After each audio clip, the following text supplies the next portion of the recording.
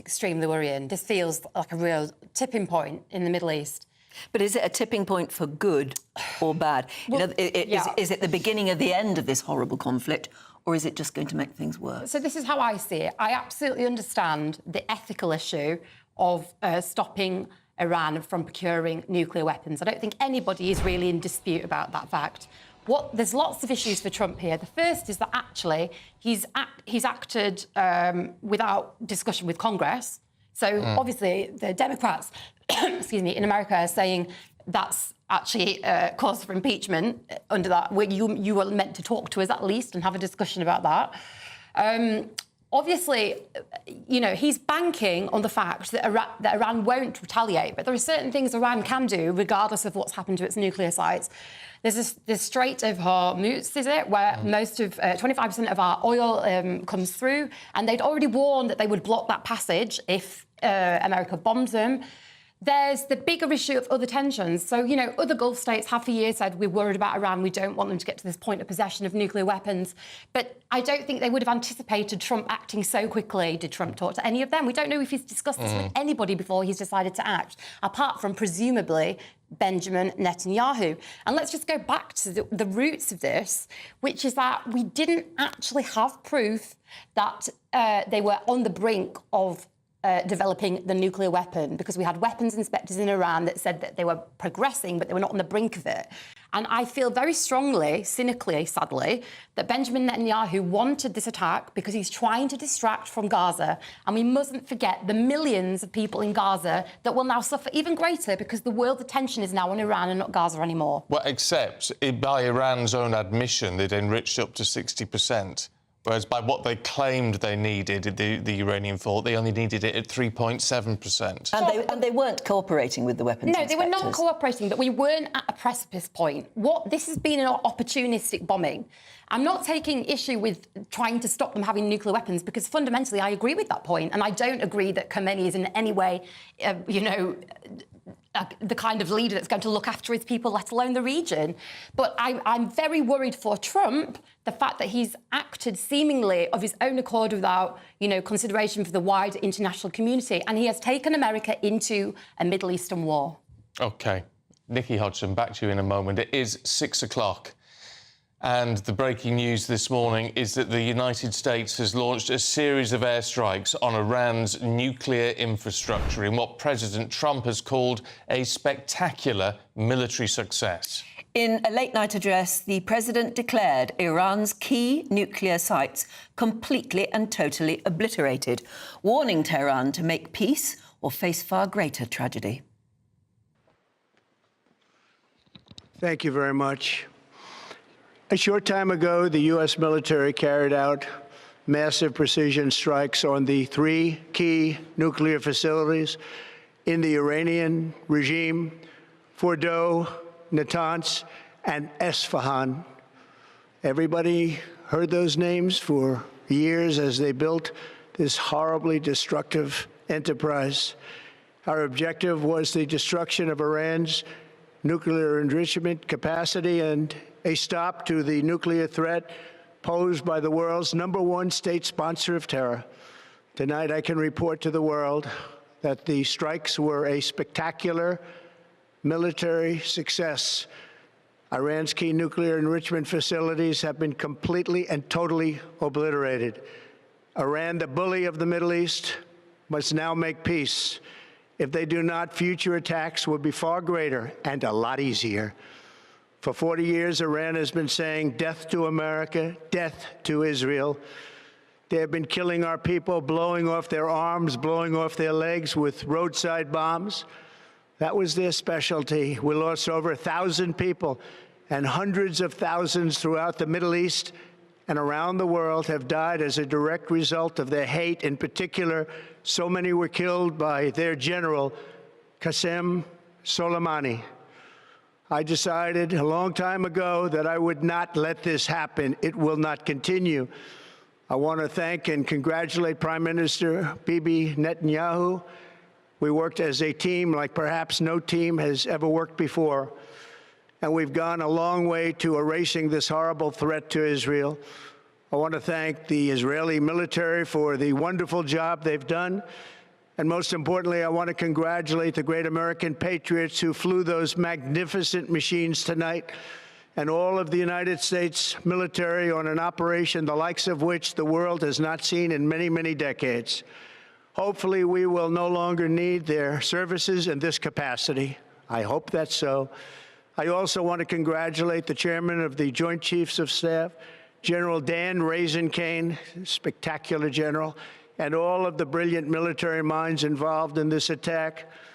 With all of that being said, this cannot continue. There will be either peace or there will be tragedy for Iran far greater than we have witnessed over the last 8 days.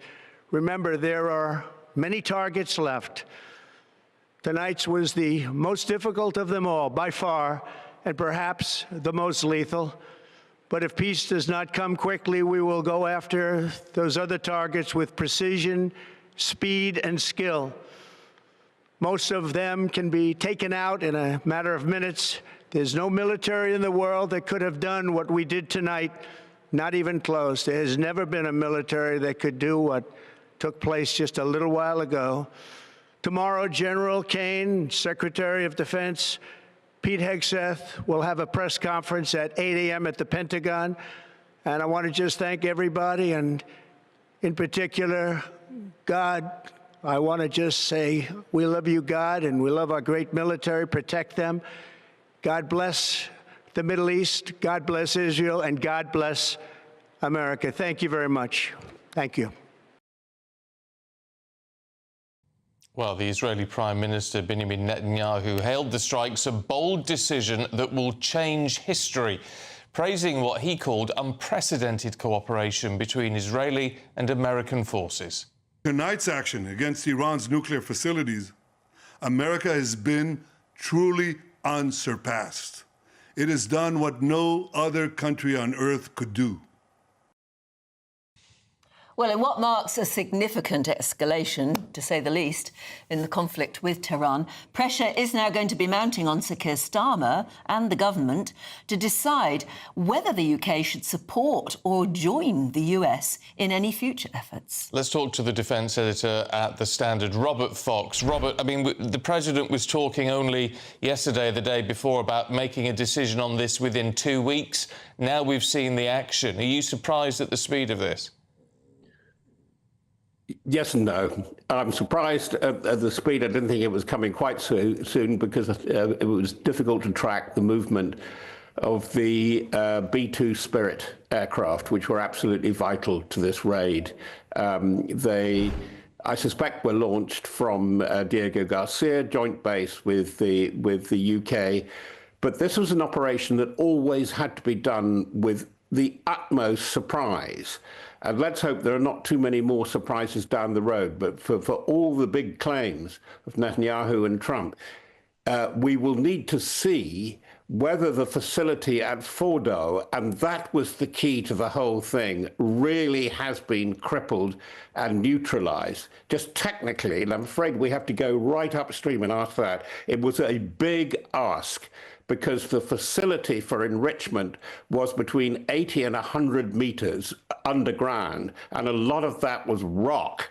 And these bombs, the so-called MOPS, the GBU-57, had never been tried with against material of that density before. And I think there will be a lot of examination. There will be a lot of satellite imagery and other material will be analyzed very hastily now to see whether it has done the full job.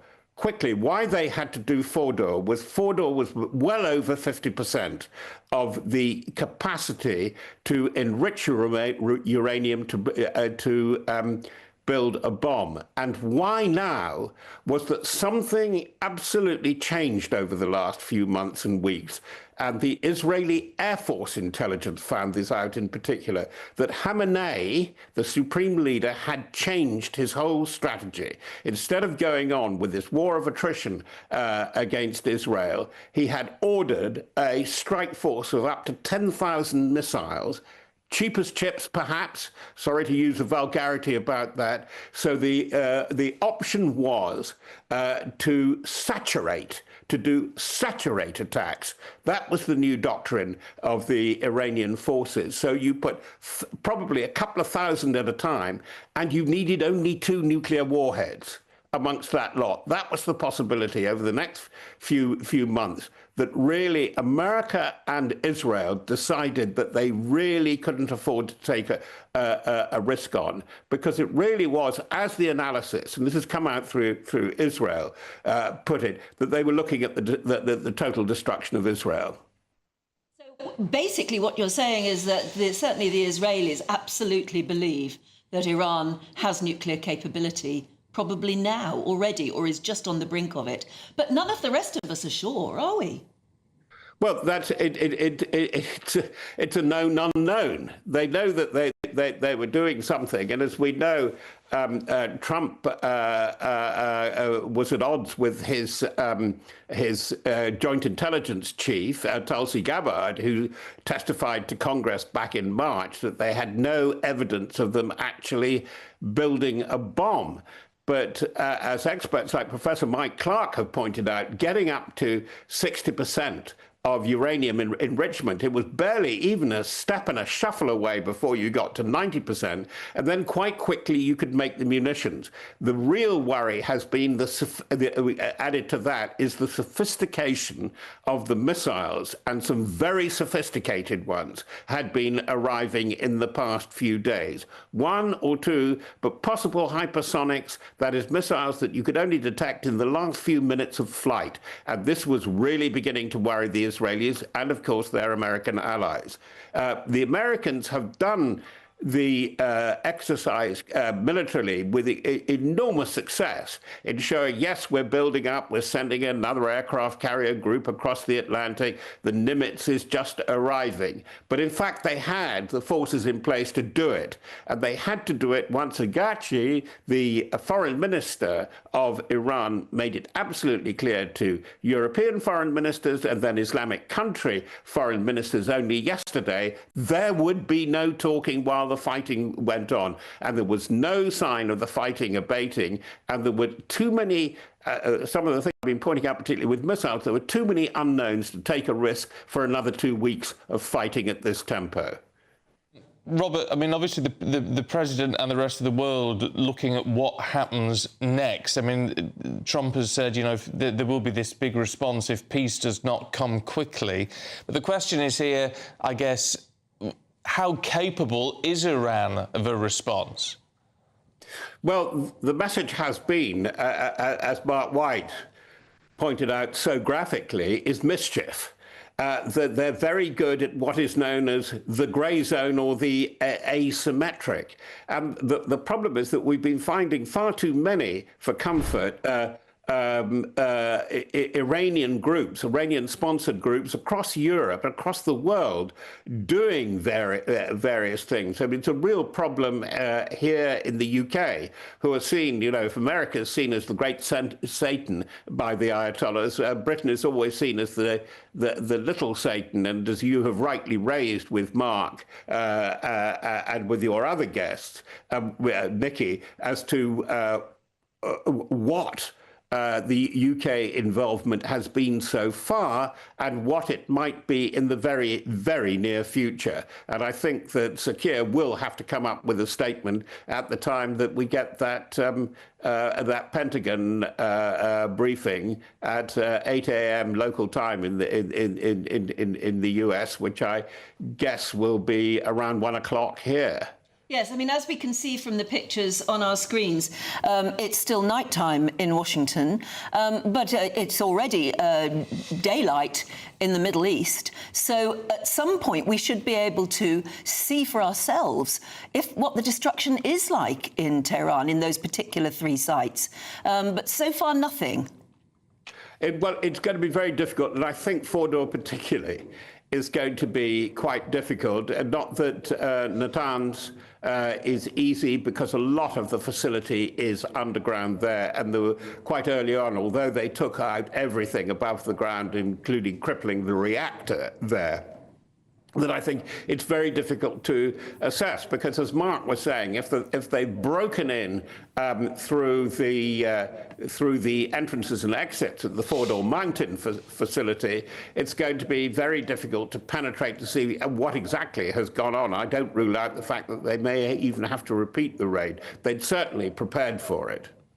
I mean, you suggested you think that these B-2 Spirits most likely operated out of Diego Garcia. Does that mean, Robert, then, that the UK will have had to have given authorisation for these flights?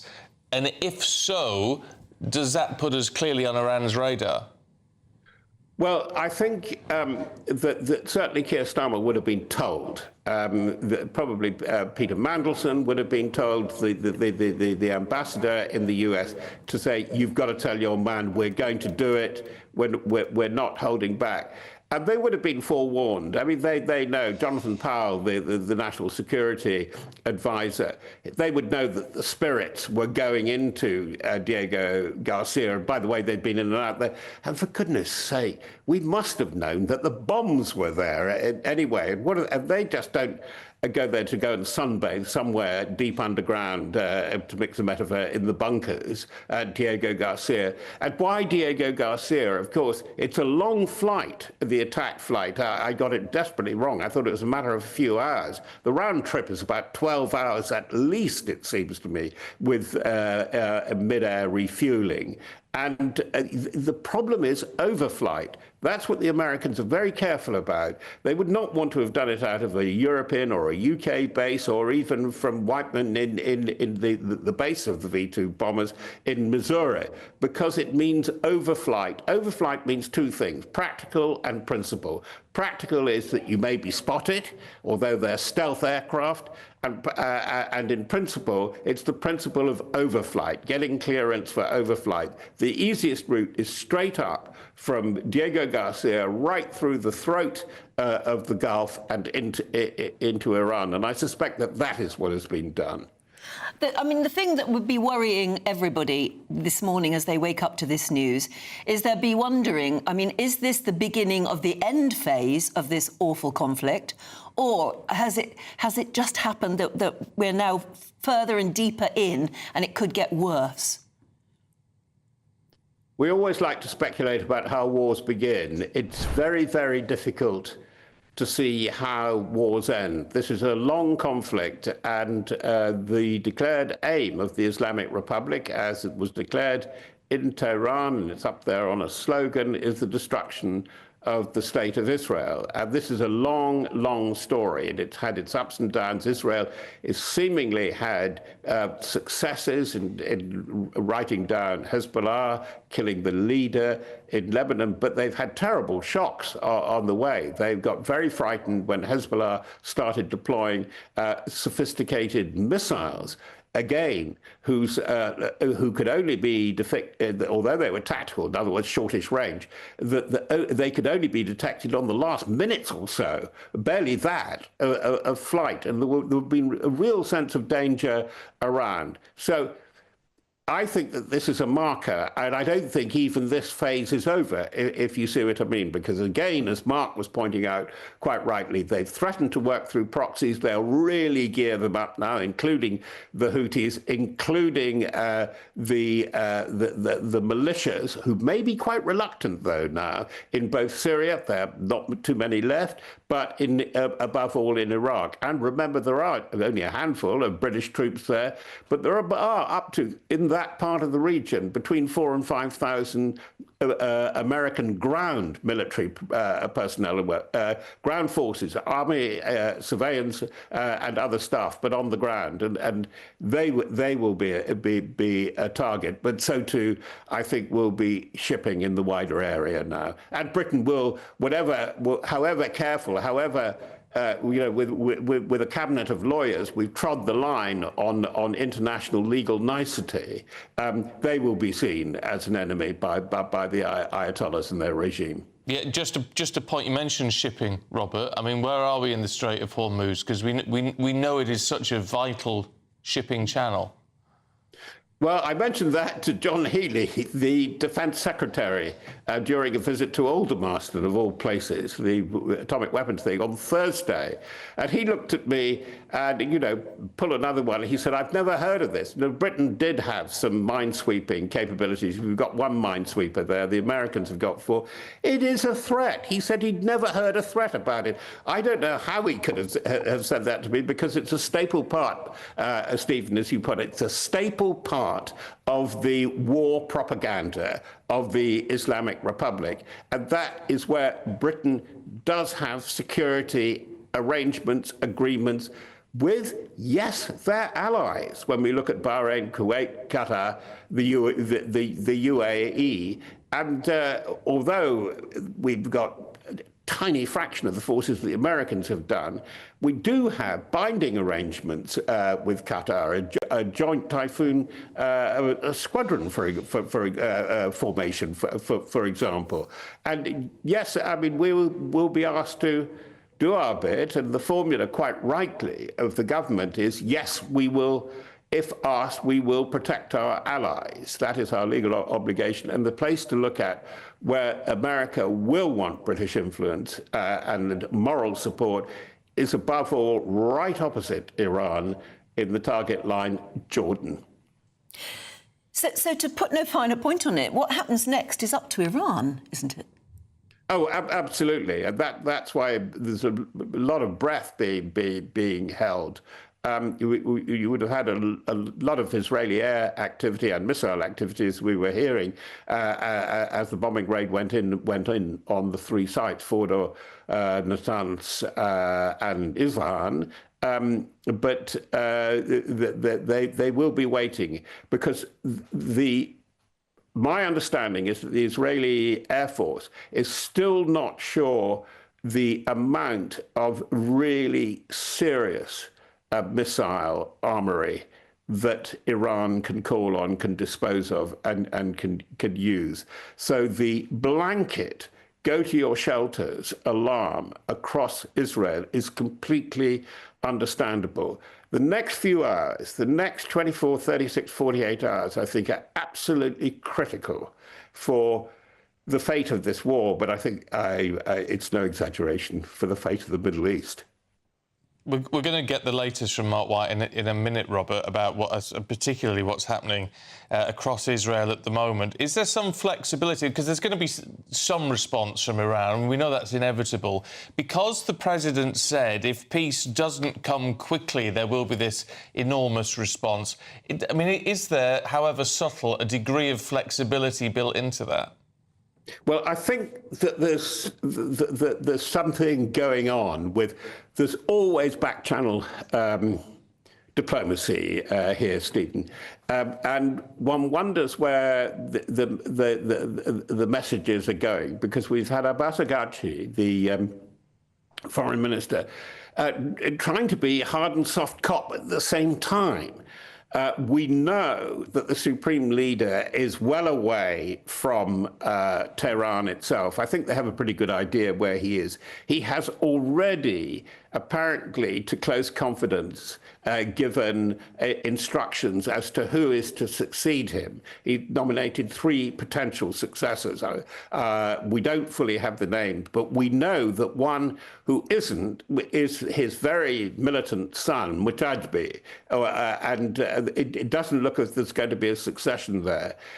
At the back of this, as you rightly say, as things vibrate so violently politically, there is the question of regime change. But one of the more sobering Israeli military assessments is there is no political apparatus, there's no political team, despite the claims of the son of the late Shah, to really take over. And that is concerning. And it does concern the Americans as much as the Israelis, that do they hand this over to complete anarchy? And watch this space again. Very big country, politically, culturally, very sophisticated. It's much more difficult than Iraq even, particularly the prospects for Iraq in 2003 when Saddam was overthrown, and that didn't go too well politically either.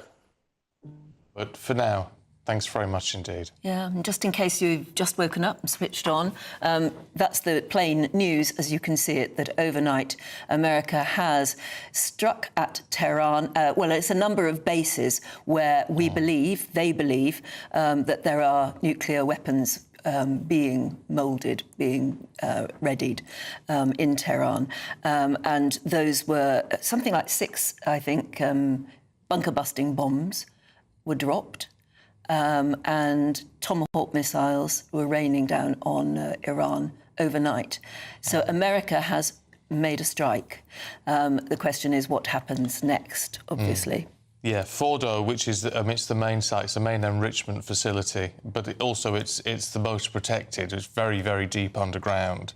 And so that has been a key concern, because it's the enrichment of uranium which has caused the concern, because that fissile material could then, it's not very far, even from Iran's own admission, it's not very far off the purity that would be needed to weaponise it. And there's no other need to enrich uranium. No, there isn't. That to that degree, which is obviously why the intelligence services are divided over it, but they believe that means that they're working on a nuclear bomb and are very, very near to one.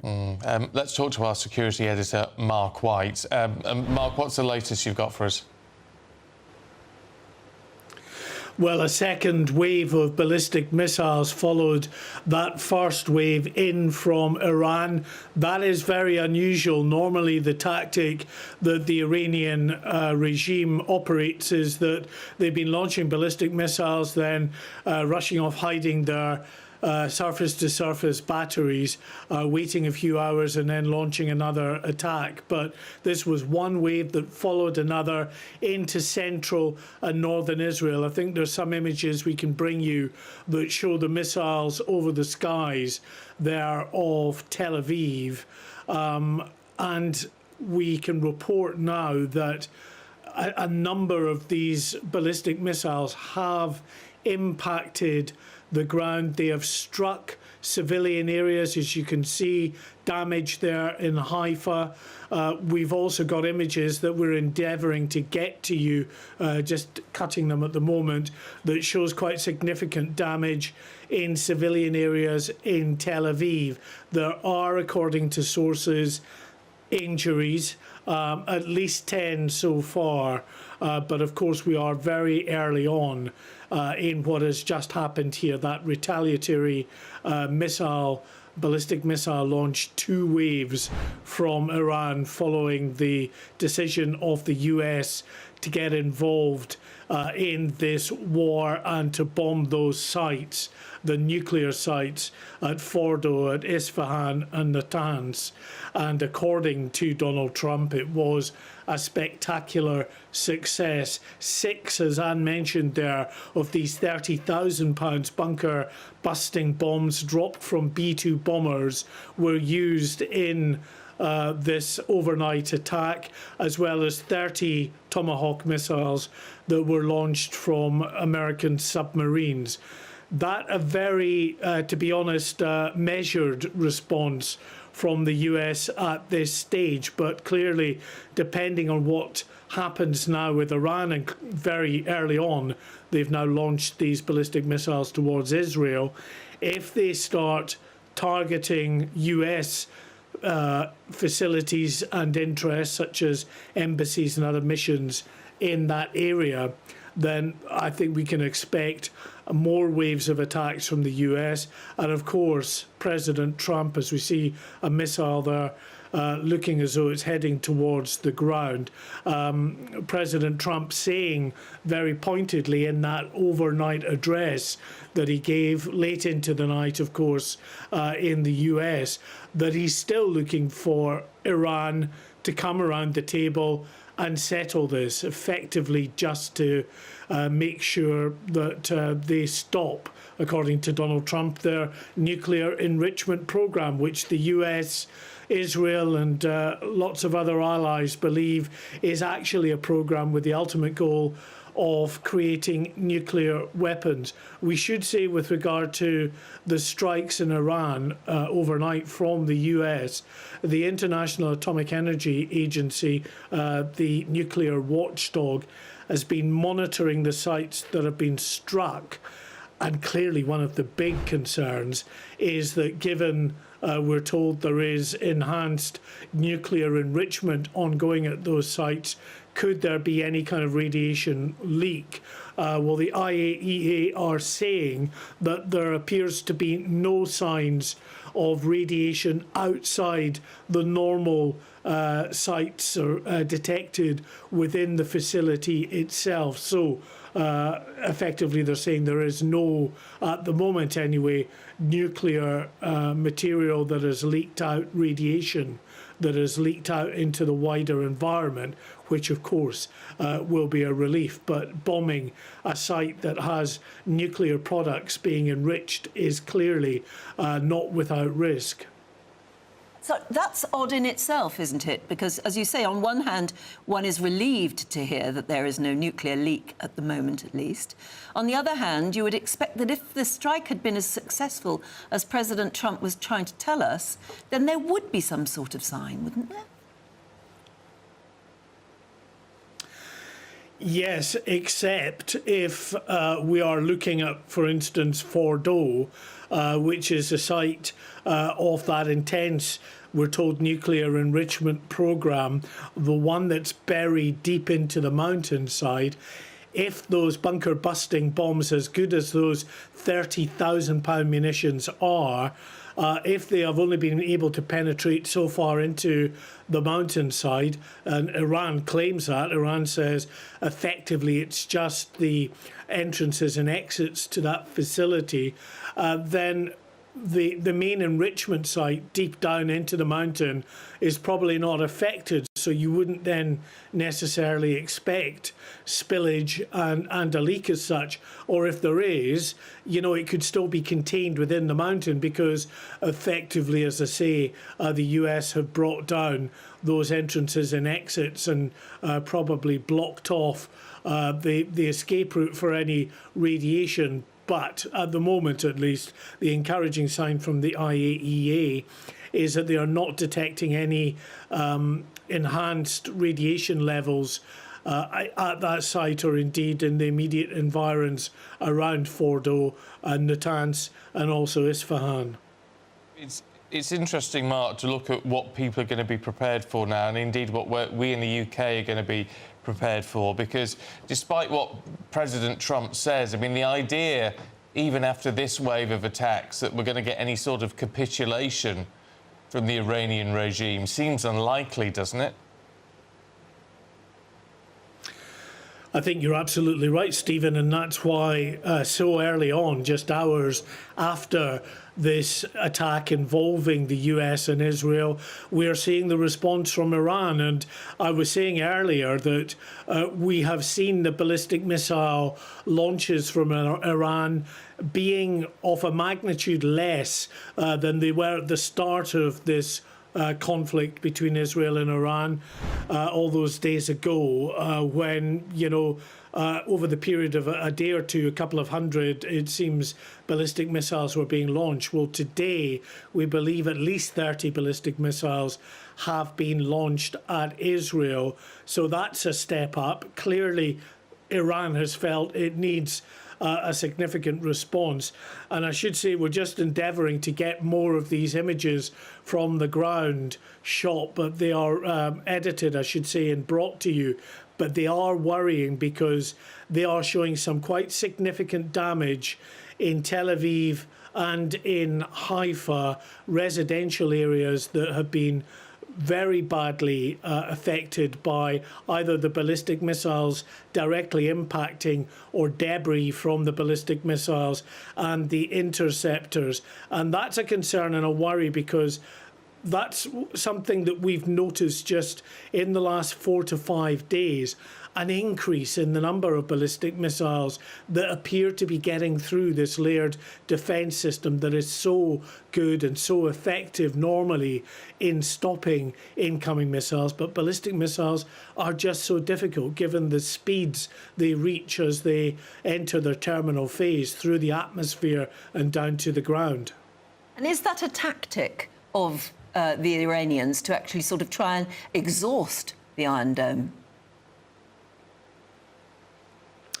Yes, absolutely it is. I mean, the Iron Dome, like any system, and the Iron Dome's one element of it, that's the sort of lower level missiles that have been used so effectively against Hamas, firing the rockets and other munitions over from Gaza. You're looking at images there that I was talking about there that give you an indication of where some of these ballistic missiles have been landing and the damage that has been caused there. Very, very significant damage and injured people on site being led away from there. This will be of real concern to the people of Israel and the government there going forward. If for all this time Iran looked as though its missile capabilities were being degraded, if they've actually been keeping back significant numbers of missiles for just such a scenario, i.e. the US involvement in these strikes, then that will be of concern. And as I was saying, on that layered defence system, so the Iron Dome has been used very effectively against the rockets from Hamas and Hezbollah. And then above that, you've got David Sling, which is a sort of a medium range missile defence system that still can get high up into the sky and bring out ballistic missiles as well. And then you've got the Arrow 3 system and the THAAD systems from the US that go right up into space and take out these missiles in space before they re-enter the atmosphere. Okay, Mark, we need to leave it there for now. We're going to be back to you a little bit later on, but thank you very much indeed. At 6:33, let's remind you of the breaking news this morning. The United States has launched a series of airstrikes on Iran's nuclear infrastructure in what President Trump is calling a spectacular military success. Thank you very much. A short time ago, the U.S. military carried out massive precision strikes on the 3 key nuclear facilities in the Iranian regime: Fordow, Natanz, and Esfahan. Everybody heard those names for years as they built this horribly destructive enterprise. Our objective was the destruction of Iran's nuclear enrichment capacity and a stop to the nuclear threat posed by the world's #1 state sponsor of terror. Tonight, I can report to the world that the strikes were a spectacular military success. Iran's key nuclear enrichment facilities have been completely and totally obliterated. Iran, the bully of the Middle East, must now make peace. If they do not, future attacks will be far greater and a lot easier. For 40 years, Iran has been saying death to America, death to Israel. They have been killing our people, blowing off their arms, blowing off their legs with roadside bombs. That was their specialty. We lost over 1,000 people, and hundreds of thousands throughout the Middle East and around the world have died as a direct result of their hate. In particular, so many were killed by their general, Qasem Soleimani. I decided a long time ago that I would not let this happen. It will not continue. I want to thank and congratulate Prime Minister Bibi Netanyahu. We worked as a team like perhaps no team has ever worked before. And we've gone a long way to erasing this horrible threat to Israel. I want to thank the Israeli military for the wonderful job they've done. And most importantly, I want to congratulate the great American patriots who flew those magnificent machines tonight, and all of the United States military on an operation the likes of which the world has not seen in many, many decades. Hopefully, we will no longer need their services in this capacity. I hope that's so. I also want to congratulate the chairman of the Joint Chiefs of Staff, General Dan Raisin-Kane, spectacular general, and all of the brilliant military minds involved in this attack. With all of that being said, this cannot continue. There will be either peace or there will be tragedy for Iran far greater than we have witnessed over the last 8 days. Remember, there are many targets left. Tonight's was the most difficult of them all, by far, and perhaps the most lethal. But if peace does not come quickly, we will go after those other targets with precision, speed, and skill. Most of them can be taken out in a matter of minutes. There's no military in the world that could have done what we did tonight, not even close. There has never been a military that could do what took place just a little while ago. Tomorrow, General Kane, Secretary of Defense, Pete Hegseth will have a press conference at 8 a.m. at the Pentagon. And I want to just thank everybody, and in particular, God. I want to just say we love you, God, and we love our great military. Protect them. God bless the Middle East. God bless Israel, and God bless America. Thank you very much. Thank you. Well, let's talk to US political analyst Eric Ham. Morning to you, Eric. What do you make? What's your reaction to what we've seen overnight? Well, this is actually a stunning development. We know that President Donald Trump was going to make a decision in the next 2 weeks as to if the United States would get involved in this military offensive that was, of course, orchestrated by Israel. And now we see the United States struck, and they struck decisively tonight. The question now becomes, what will Iran's response be? And does this pull the United States further into another military conflict? And of course, that there's still anyone's guess as to what that means. And more importantly, what is the next steps for the United States? We know the president has made clear that this was a move that was implemented to push Iran to actually come back to the negotiating table. But what happens if Iran does not decide that they want to negotiate?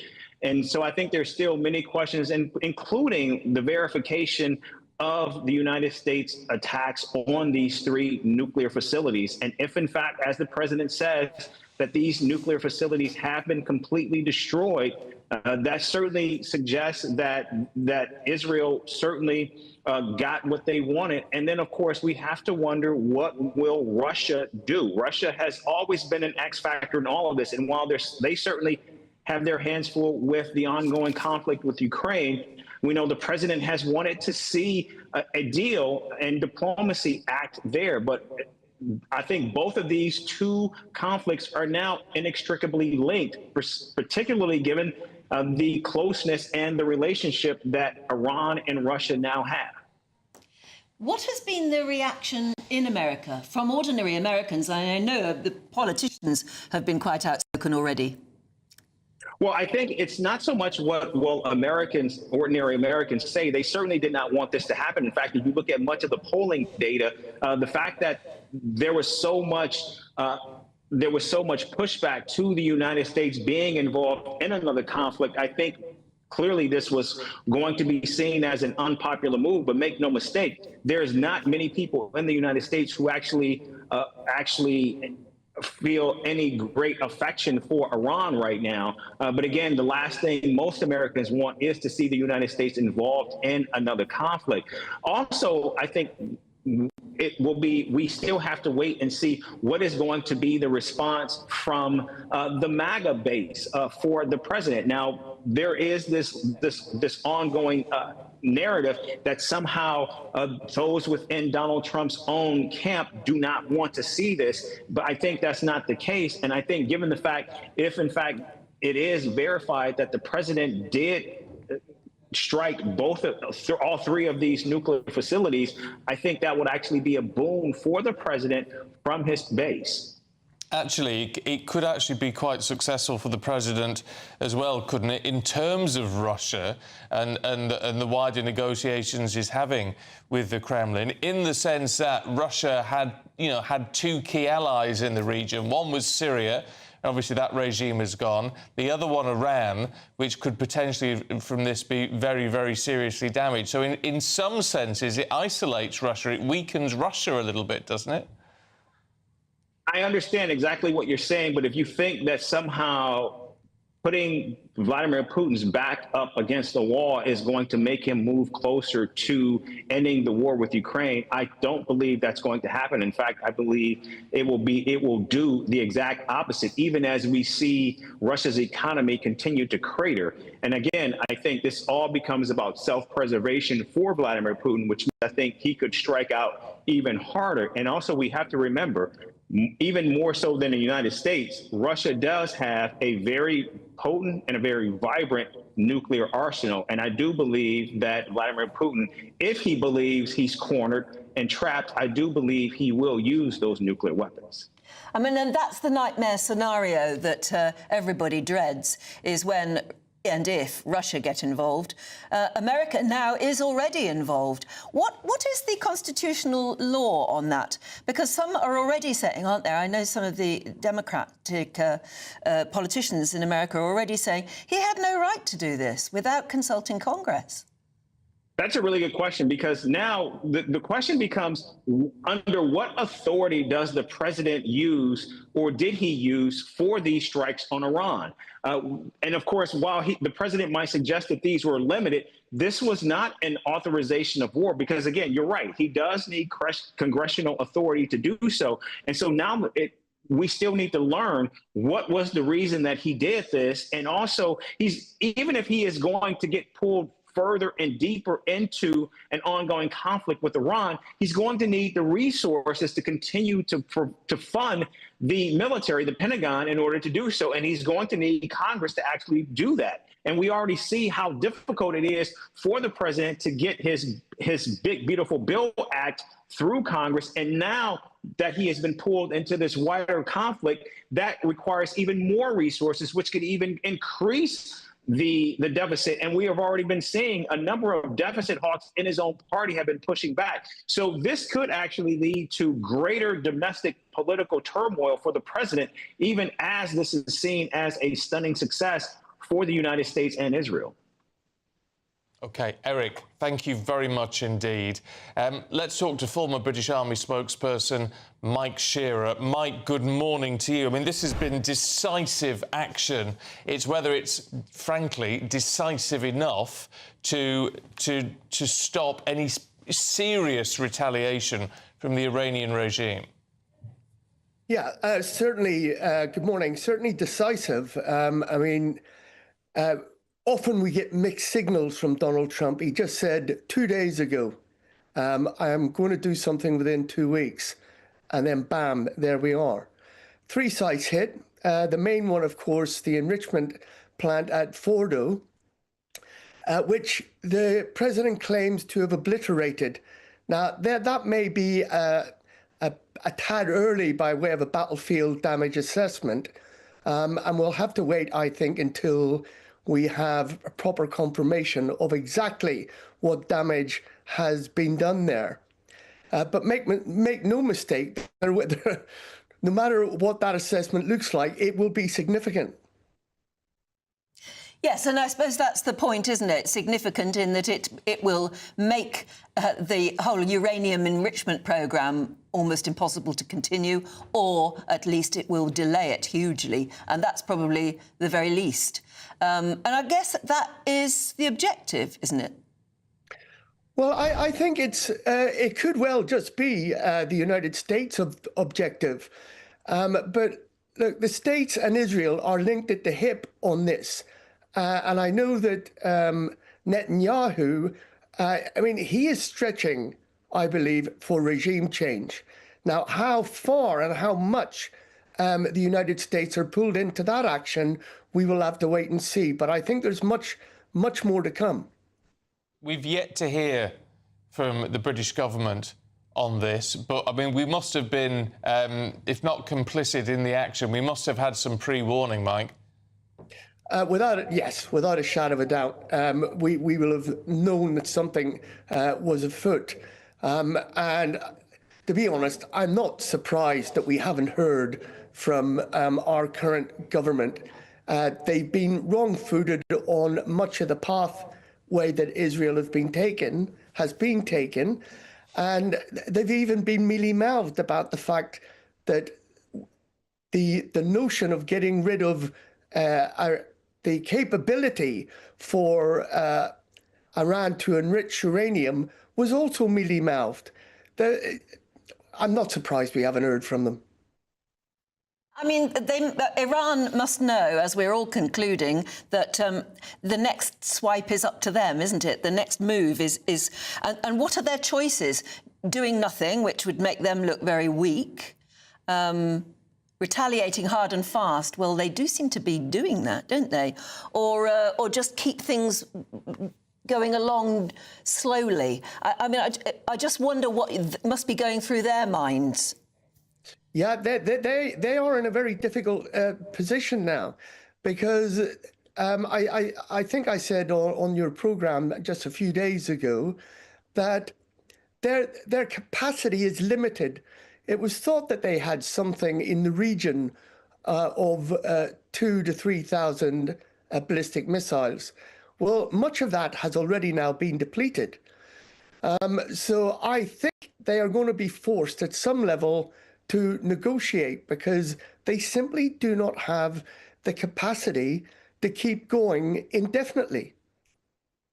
No, I mean that's the issue. It is the capability of response, isn't it? But also, I mean, what seems to be raising concern, Mike, is the capability of their proxies, and how we know they've been depleted and damaged over recent months, but it's whether they still have a capability of a serious response.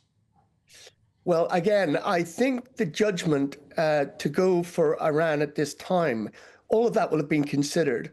And I think that that the proxies have been so badly damaged that there's not going to be much coming from them by way of help. So I think Iran now are in a very difficult position. And as I say, we haven't really heard much about the notion of regime change from the States, but we definitely heard it in fairly clear voice from Israel. Because we do know, don't we, that the Israelis appear to have been working very hard under the radar, as it were, literally killing, targeting certain members, key scientists, and they seem to have done a very efficient job in many ways. I mean, up to 20 deaths we've been told about. So that will be happening as well, won't it? There'll be all sorts of things happening that we don't know about. There will be lots going on, and we know that there are Israeli agents in Iran. And when I say that Iran are now in a very difficult position, it's because of that very reason. They will all be looking over their shoulder now. And the advice really to them would be, get to the negotiating table now and start working out how you're going to move forward with Israel and the United States. Good to see you. Thank you very much indeed. Journalists Jonathan Liss and Nikki Hodgson are here in the studio. Jonathan, what's your reaction to what we've seen? Well, I think that it's incredibly dangerous. Trump had no authority whatsoever to attack Iran in this way. If there was a Democratic-run Congress, I think that he would be impeached automatically because this is so serious. It is on a level of magnitude so different from a drone strike or an attack on an individual, as we saw on Qasem Soleimani, for example, in Trump's first presidency, that only Congress would have the authority to decide whether this could take place. And that is why you have a separation of powers. That's why you have a US Constitution. That's why we don't have kings, or at least you don't have, a supreme monarch in the United States. So that's the first thing. But now it's been done, and I don't think that Iran is on a mission to obliterate itself. I think that they will be... No, it's been on a mission to obliterate Israel. That's why this action was deemed necessary. Well, that's a separate issue. The point I was saying is that in terms of Iran's response, I don't think that they're going to be stupid in sort of targeting a number of US sites, because that will bring further destruction on that country. In terms of what you just said, I don't think there was any evidence that Iran was actually going to target Israel with a nuclear weapon. There was no evidence that Iran actually was going to get that nuclear weapon or wanted that nuclear weapon anytime soon. Now, there is a range of expert opinion about this. Tulsi Gabbard, the Director of National Intelligence, who has obviously been changing her story, and she's changed her position many, many times. She was, on the absolute anti-interventionist Democratic left, running for president a few years ago. He accused Donald Trump of wanting to invade Iran because he was a hawk. And now, obviously, she completely changed track, and now she's gone back. Now she says that actually invading Iran would be a fantastic thing, or that she didn't say that Iran was not wanting a nuclear weapon, but the fact remains. But it's very hard to argue that Iran does not want a nuclear weapon when you look at what they've done by their own admission. I don't think that's true. They suspended their weapons. They suspended their nuclear weapons project in 2003. The IAEA didn't say that there was anything unusual until just now, and the IAEA also said that didn't give Israel or anyone a pretext to start bombing they've those enriched sites. uranium up to 60%. I'm not. But first of all, the fantastic way of stopping Iran getting a nuclear weapon was diplomacy, and Iran was signed up to a deal which Donald Trump took the United States out of. He tore it up. If he hadn't done that, we would not be in this position right now. But they were not cooperating, which is why Trump in the end thought it's not an agreement worth having. Well, I think that the evidence has not borne that out. Iran was negotiating up to the last minute. Iran was supposed to be negotiating this week, and then obviously Netanyahu decided to bomb them instead. Look, it's not a loony left position to say that Iran was not actually at the point of getting a nuclear weapon. Benjamin Netanyahu has been saying that Iran was months or weeks away from having a nuclear weapon since 1995. He cannot be trusted on this.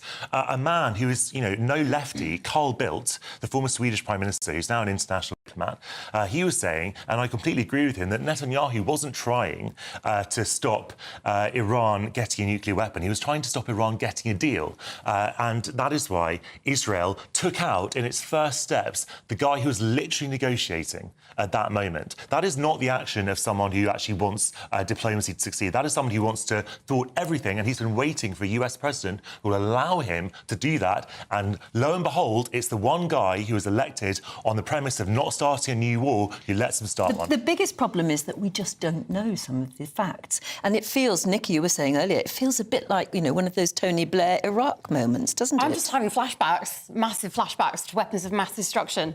What I'm actually thinking about right now is the people of Iran. There's 91 million people in that country who don't deserve to suffer. They are in a regime which so far they have not been able to overthrow because there doesn't seem to be any consistent agreement about what they would prefer instead. What's going to happen to those 91 million people now? We're going to just see more death and destruction.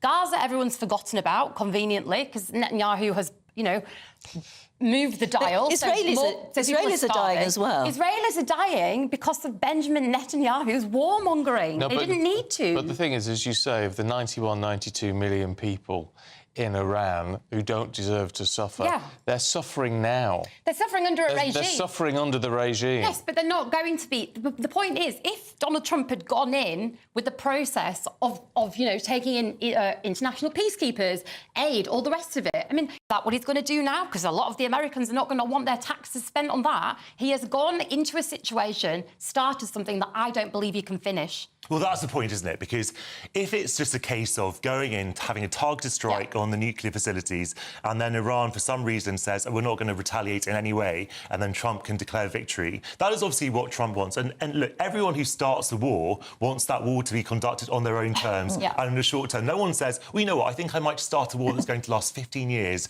and cost trillions of dollars. No one does that.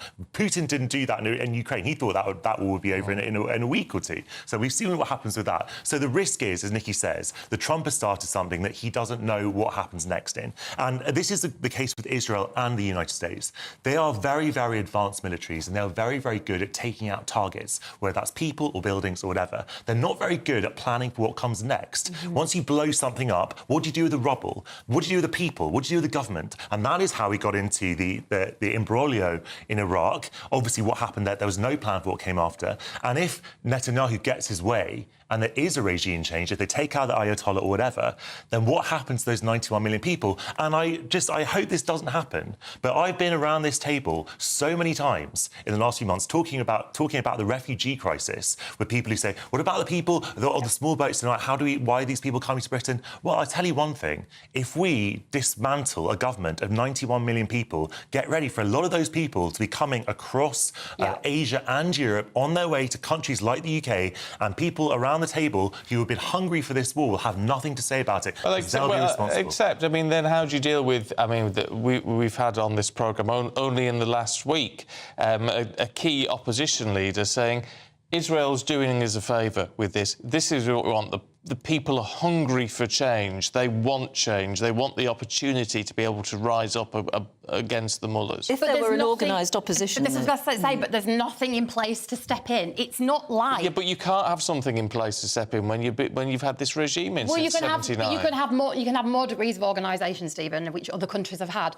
What's going to happen, I am really, really concerned that this is just going to be another Afghanistan. We are going to just leave people in a kind of lawless state, you know, and it will absolutely be Trump's fault for deciding to go for war instead of diplomacy. He can't say this morning that he's about peace when he has literally decided to do this without consulting. Unless they were developing nuclear bombs and we've just taken them out. But Anne, like I said, Netanyahu's been saying that they're months away, or since 1995 or 1996. It hasn't been true, and the IAEA hasn't said anything approaching the fact that they've been irregularly enriching uranium until this very moment. Even though the deal was sort of severed in 2018, and this is the first time. Well, the IAEA has said it's not meeting its obligations. Yes, but look, Iran was absolutely signed up to the deal before it was torn up by Trump. It was signed up to negotiations up to this very, very moment. It was participating in those negotiations.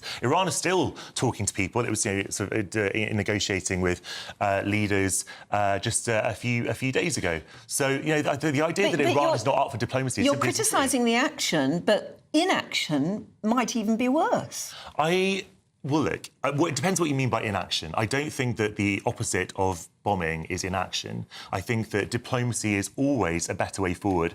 And I think that's what's really interesting, Anne. Is but diplomacy is only a better way forward if everybody will sit round a table and talk. But people were prepared to do that. The only person who didn't want to do that was Netanyahu. And now Trump has allowed him to do what he's been itching to do for years, which is to take preemptive action himself. He wasn't allowed to do that by previous presidents.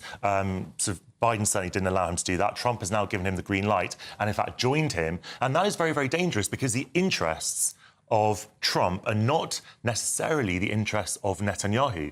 And what you are having at the moment, which I think is really interesting, is the first real split in the MAGA movement, because you are having people who I viscerally disagree with on every single topic, who are speaking more sense than the Democratic leadership. People like Tucker Carlson, even people like Candace Owens, who I actually don't like at all, but she does say some sensible things about this particular topic.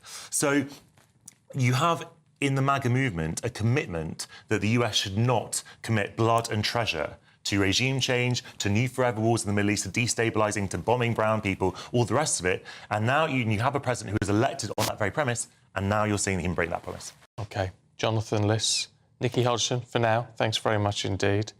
It is 7 o'clock.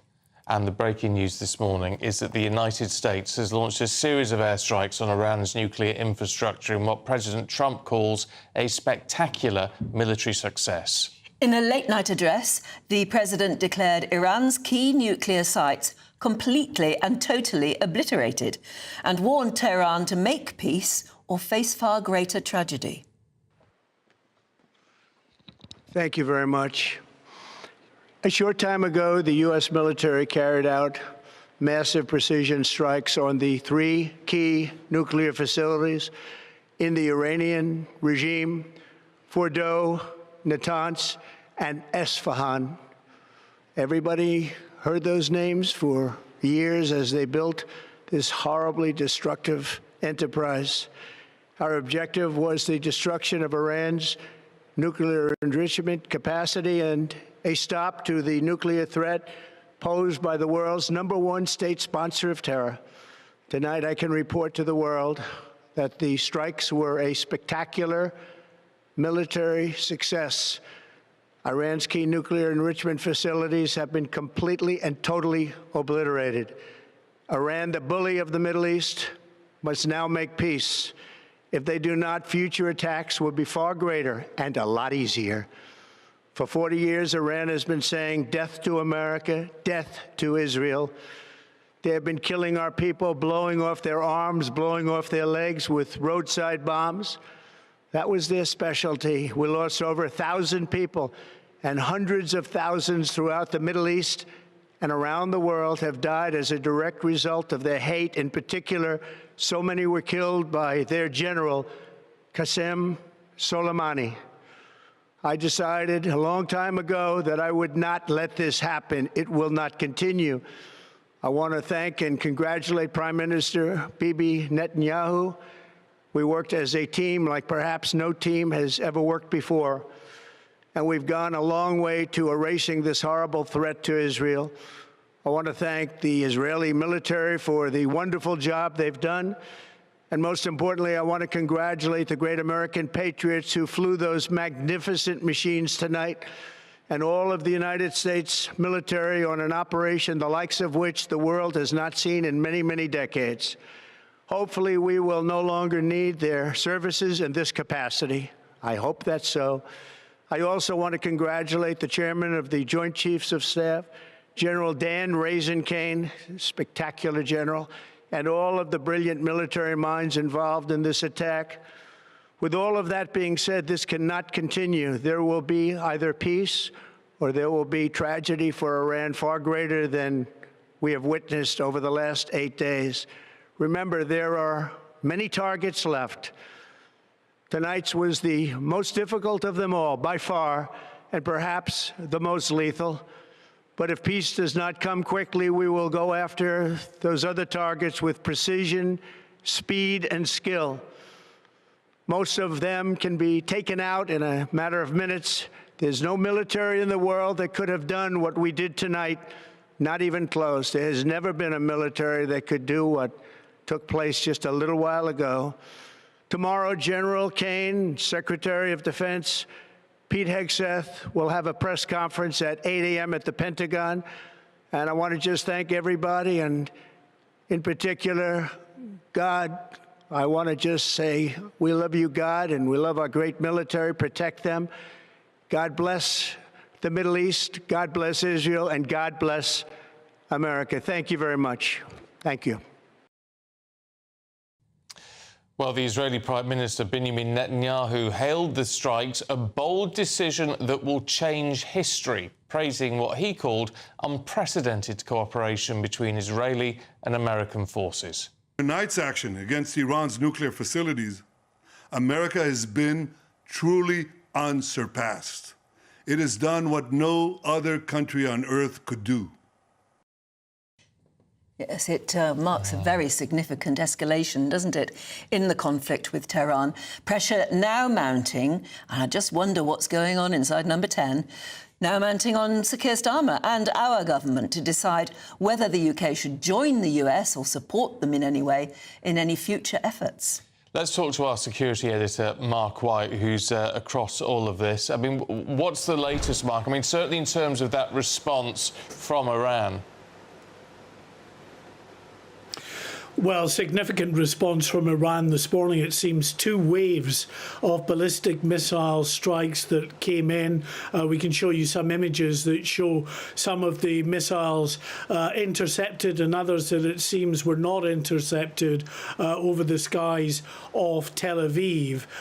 We believe that about 30 ballistic missiles in total were fired. Now, that's a step above what Iran has been launching just in recent days. It had really been felt that many of the ballistic missile stocks had been depleted beyond their ability to launch more than a few at a time.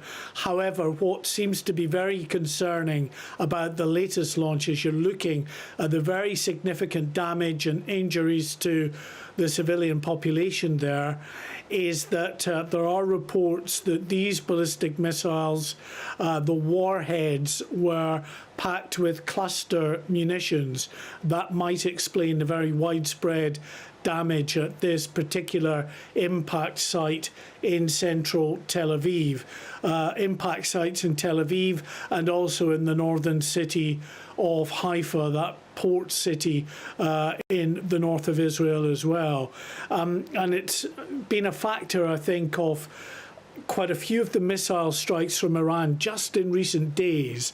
They seem to, certainly some of the missiles, have been able to breach that layered defense system that Israel has. Now, that might be by virtue of the fact that the way in which Iran is launching the missiles has slightly changed, that they have launched a significant number of missiles at the very same sort of trajectory, so you maybe overwhelm the missile response from a particular defence battery. I'm not quite sure why they're getting through, but that will be of concern, of course, to the Israeli government and the Israeli people looking at these images. As we speak, there is a new wave of strikes that are taking place in Iran. The Israeli Air Force, we're told, is currently bombing sites, missile surface-to-surface launch sites, so the kind of sites that would launched these ballistic missiles. Now, they say they've taken out a number of missile launchers, but the fact is these missile launchers are intended really for only one launch. The Iranians know once they've launched it, within minutes, those vehicles are going to be taken out now by the Israeli Air Force because they have air supremacy over Iran. So I think that's factored in by the Iranians, that, you know, they have these missile launch vehicles that are designed for one launch and one launch only. The bigger question is how many do they have? And remember, it's not just ballistic missiles. They have a much bigger stock of cruise missiles, you know, those surface-to-surface missiles that don't go up like ballistic missiles do into space and come down. They're a bit easier to shoot down, but if they're fired en masse, then of course, then they're much harder to target all of those missiles. And it's worth also just talking about what the response could be from Iran to the involvement of the US. The US confirming, of course, that it has taken part in targeting 3 of those nuclear sites at Isfahan, at Natanz, and at Fordo. Fordo being the site deep in the mountainside there. 6 of these 30,000 pounds bunker-busting bombs were used, and in addition to that, 30 Tomahawk cruise missiles were fired from submarines in the area as well. So what will the response be against the US?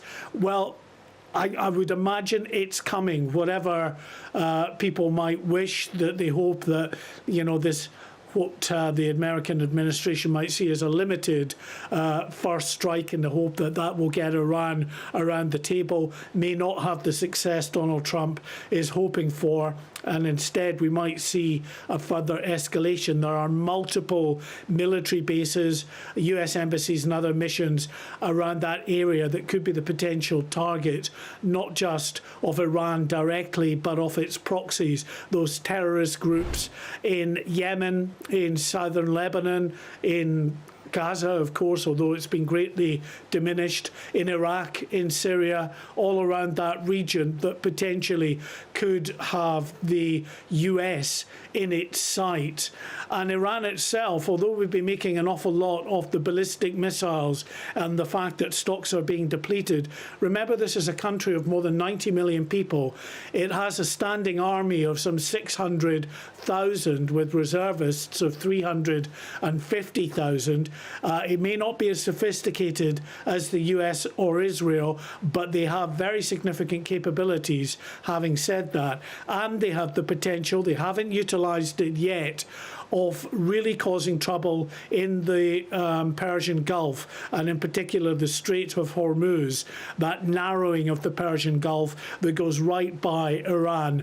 They have a very significant fleet of vessels, fast attack craft, other frigates, and indeed little mini submarines with an ability to cause real harm to the global movement of oil and gas, liquid gas, through that area. About a third of all oil and gas for the world goes through that area at some point. OK, Mark, thanks very much indeed. We'll be coming back to you again and again, I think, throughout the programme this morning. But let's move on to Major General Chip Chapman, of course, senior British military advisor. It seems, Chip, that President Trump's confidence that this strike was so good, so amazing, would be the game changer, would actually probably lead to peace because there would be no other choice for the Iranians. But from what Mark White's just been saying there's an awful lot more days of war ahead, at least days. Well, there's a difference between warfare, the servicing of targets, which effectively is what they've done with the attacks on Natanz, Fordo and Isfahan, and war, the political objective and the outcome you want for this. So it is absolutely now scenario-based. The first one is that the Iranians go for what we have seen and call a strike and withhold policy. So the strikes on Israel were meant that they weren't attacking the GCC countries and the countries where America has a footprint in the region. They may well do that, but they may only have it in a limited fashion. Now, I say that because, for example, in 2020, after the killing of Soleimani, they fired 13 ballistic missiles at US forces in Al-Assad and in Erbil in Iraq. So they may not target all the US forces in the region, but in terms of Persian cultural norms, they would have to do something and would say that this is proportionate and retaliation should be accepted. You then would get into the difficulty of how do you sequence either negotiations and a ceasefire or a ceasefire and negotiations? That was the dilemma we had the last few days. Mark is right that the real crippler would be if the Iranians close the Strait of Hormuz, of which 20% of the international oil flows through, and Iran's exports are 2.1 million. But again, there's a vulnerability there for the Iranians, because if they do a sequence of that shock and withhold sort of tactics, then Karg Island, their refinery, their only refinery which they use, and the Gulf and oil platforms themselves also become vulnerable. So the economic framework of what is left in Iran becomes vulnerable itself. So I do think that ultimately, because I've said before that the bar for the Iranians is quite low in terms of number one priority is regime survival, that at some stage in this sequencing, they will drink from the chalice of poison. The first thing the Americans will do is, although Donald Trump has said the strikes were incredibly successful, in military terms, you would do a battle damage assessment to ensure that that is the case. And if it has not been entirely successful, then you re-attack. Overall, in geostrategic terms, I think you can say that the cavalry came over the hill for Israel and there are no cavalry for Iran. That puts the Iranians in a very dodgy strategic situation where some way they've got to climb down for the future. It's problematic. I mean, I'm intrigued by the fact you talk about the sort of Persian cultural expectation of a response, and I guess we understand that. But I wonder if the fact Trump said, there will be this very, very strong action if peace does not come quickly. Does that then encapsulate the idea that there is going to be some sort of immediate response, but it is looking over the next couple of days to see what they do, and particularly if they attack any American strategic bases, that is when there would be a response, another hit from America? Yeah, I think that's the case. But as I said, the war is more than the servicing of targets. Where Mark is also right, people do forget how big Iran is. It's the 17th largest country in the world. The notion of any ground operations is just not going to happen. There may be the odd raid, for example, particularly on the coastal regions, but a force coming to go across the borders with large armoured divisions, that is not going to happen. This will be a war of missiles in the way that we've seen over the last week, and that then comes back to a war of cities. It's the cities which are probably going to get hit outside of the military infrastructure. I think one of the things which is going to be interesting to see is of course, whether there is some sort of implosion internally in Iran. Because although I've said that the bar for the Iranian regime is very low, it's regime survival, one of the indicators and warnings, which I think I mentioned to you a week ago, was that if they feel they're under threat, the regime, they limit, for example, the internet access. And we've already seen that. So control of information is very important. That's already down to 5% in Iran. And the reason that, for example, in the UK, we were able to sustain morale in 1940-41, when we were being bombed on a regular basis, was trust in the leadership and the hope of success and a better future. None of those things really pertain for the population in Iran. So looking at what the population do, should this continue for a few days, will be really fascinating. And that will be the true strategic outcome if the Iranian regime collapses. An authoritarian regime is not necessarily always a stable regime. Well, no, I mean, that was a key point, wasn't it, even just a few days ago when Bibi Netanyahu was making a direct appeal to the Iranian people to stand up against the regime. Yeah, that's right. So he's, sort of saying that the leaders are the ones that they're targeting, not the population of Iran. Now, of course, there are large suppressive forces within Iran, particularly the militia volunteer force, the Basij, and these are people who are quite willing at the moment to kill people who protest and turn out on the streets. So it's not necessarily a linear progression that, gosh, all these bombs have gone off, now's the time to revolt, because you've got to be pretty brave to do that sort of stuff. But there will come or could come a point when this sort of does ferment into something which does overthrow the regime. But that's looking at it from very rose-tinted spectacles at the moment. That's in the future, it isn't now. What do you think President Putin is thinking this morning? Well, this is a weakness for President Putin because only 6 months ago, he did sign some military, not alliance in terms of the cavalry coming over the hill, but sort of, again, rather like his alliance with China, said that they were indisputable friends. He's shown both with the loss of Syria, which was the greatest strategic setback for Iraq since the revolution, that he doesn't have the combat power and diplomatic power to come over the hill, this sort of notion of the cavalry, to help another country. That is a lot vastly different than when, for example, the 1973 Israeli war in the Middle East with all the other countries occurred, when there was some sort of notion of Russia coming to the aid of all the other countries, which complicated American decision-making. The thing here is that the American decision-making has not been complicated by either Russian responses or Chinese responses.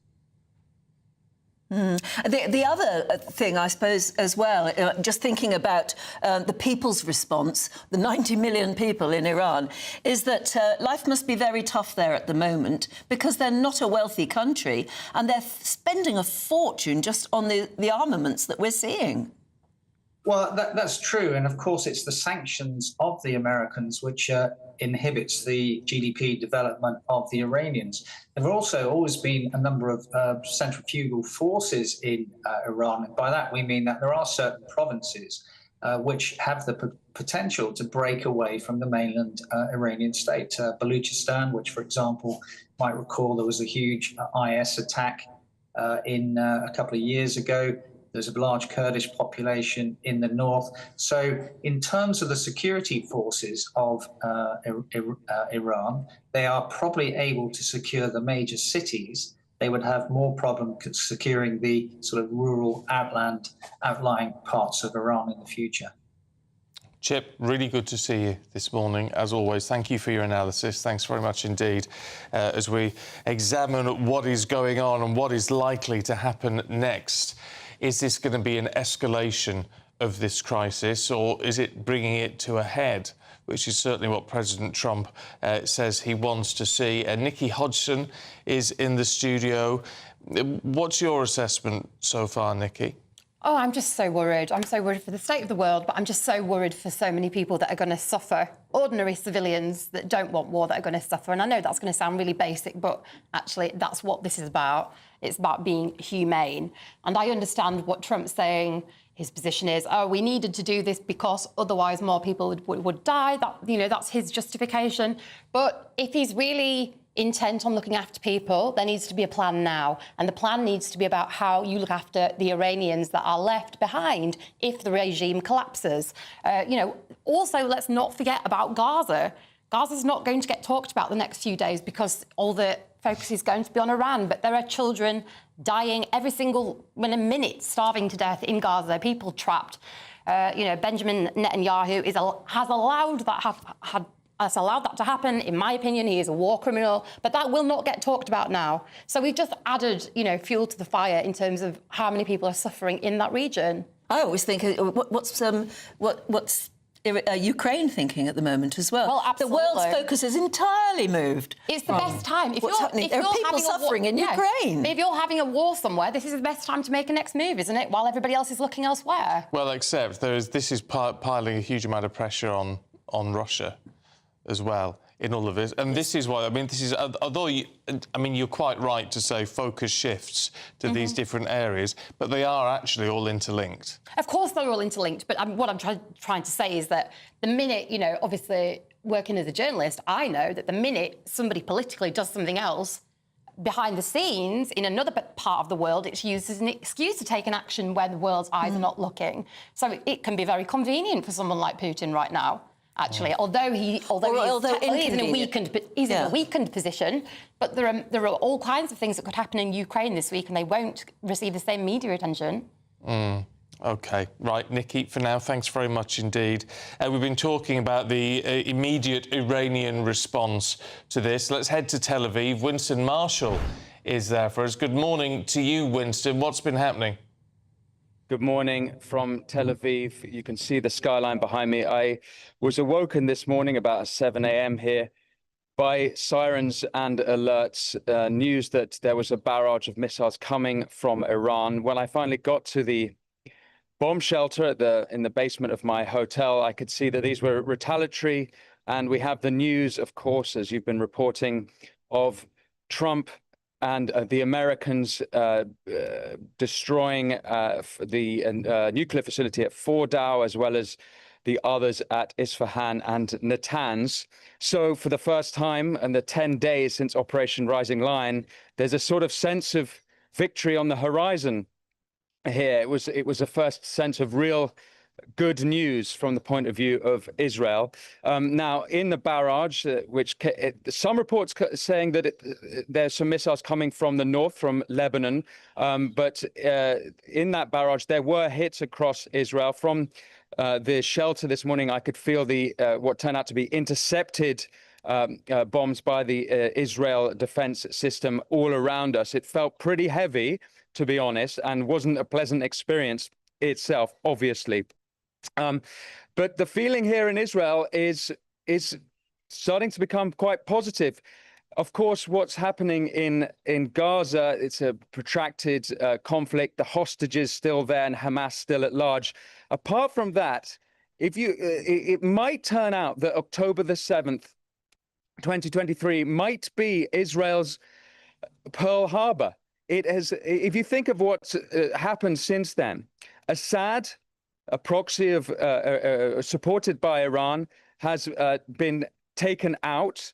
Not only that, the new regime in Iran, Jalani, has allowed Israel to use its airspace. So it's potentially the beginnings of new positive relations between Israel and Syria. Hezbollah have been seriously taken out, not only their high command, but a lot of their weaponry has been taken out. And owing to Jalani, as well as Israel taking out what remained of Assad's weaponry, there's now no land link between Iran and Lebanon.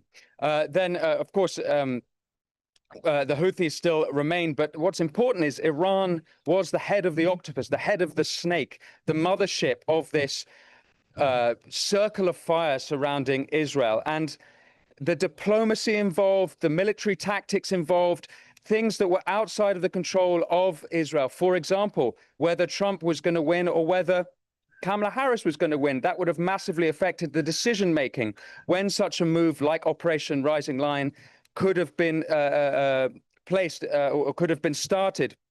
So many things. Another important factor here is the Ukraine war.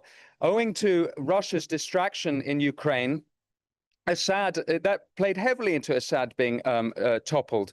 And so there's so many different things that have been at play over the last year and a half, and it seems to be moving very much in the direction favor of Israel. What about the concerns, Winston, in all of this? I mean, as Israel comes to terms with that response, it's the concern that this is simply going to escalate matters. I mean, there are those people who think, well, perhaps this is the beginning of the end, perhaps this is cutting the head off the snake, as you say, but those who fear this is just going to be the beginning of a worse and protracted escalation of violence. Yes, of course, no one can predict the future, and it's very much the case that, and you're hearing this particularly from the America First group, that they're seeing this as potentially the next Iraq war, the next forever war. But there's another comparison to be made. This could be the next Six-Day War, a decisive victory. This is 10 days long, Operation Rising Line so far, but it's not necessarily the case that this is the beginning of a very dark future for the Middle East. However, it obviously could be, and I could be eating my words. No one can predict the future, but right now it seems that the country that have been calling America Big Satan have been calling Israel Little Satan, the country behind the attempted assassination of British national Sir Salman Rushdie only 3 years ago, a country that in 2023, MI5 revealed MI5 had foiled 15 Iranian plots on British soil to get either killed either British citizens or British-based residents. This is a great enemy of the West. They've been explicit that they are an enemy of the West, and they have had their nuclear capacity completely neutralized. The very idea of democracy as well, don't they? I mean, they've been very outspoken about that, which is why they see the West as Satan, basically. Can you realistically even hope that they can negotiate at all? Well, it's a good question. At this point, I mean, I don't have intelligence or any intel on that, I'm afraid, but they have got very little to negotiate with at this point, now that they've lost this nuclear capability. The fear, I think, is that don't forget, these are Islamists. These are the Ayatollah is a theocrat. It's very much a religious fanatic, and it might be the case that he wants a martyr's death and he throws everything at the wall. But it's also reports yesterday that he's lined up 3 possible successors to him. So what the future for Iran is very hard to call at this point. Marshall in Tel Aviv, thank you very much indeed. Let's just remind you of the breaking news this morning. Well, the United States has launched a series of airstrikes on Iran's nuclear infrastructure in what President Trump called a spectacular military success. Thank you very much. A short time ago, the U.S. military carried out massive precision strikes on the 3 key nuclear facilities in the Iranian regime: Fordow, Natanz, and Esfahan. Everybody heard those names for years as they built this horribly destructive enterprise. Our objective was the destruction of Iran's nuclear enrichment capacity and a stop to the nuclear threat posed by the world's #1 state sponsor of terror. Tonight, I can report to the world that the strikes were a spectacular military success. Iran's key nuclear enrichment facilities have been completely and totally obliterated.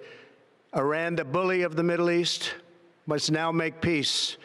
If they do not, future attacks will be far greater and a lot easier. For 40 years, Iran has been saying death to America, death to Israel. They have been killing our people, blowing off their arms, blowing off their legs with roadside bombs. That was their specialty. We lost over 1,000 people, and hundreds of thousands throughout the Middle East and around the world have died as a direct result of their hate. In particular, so many were killed by their general, Qasem Soleimani. I decided a long time ago that I would not let this happen. It will not continue. I want to thank and congratulate Prime Minister Bibi Netanyahu. We worked as a team like perhaps no team has ever worked before.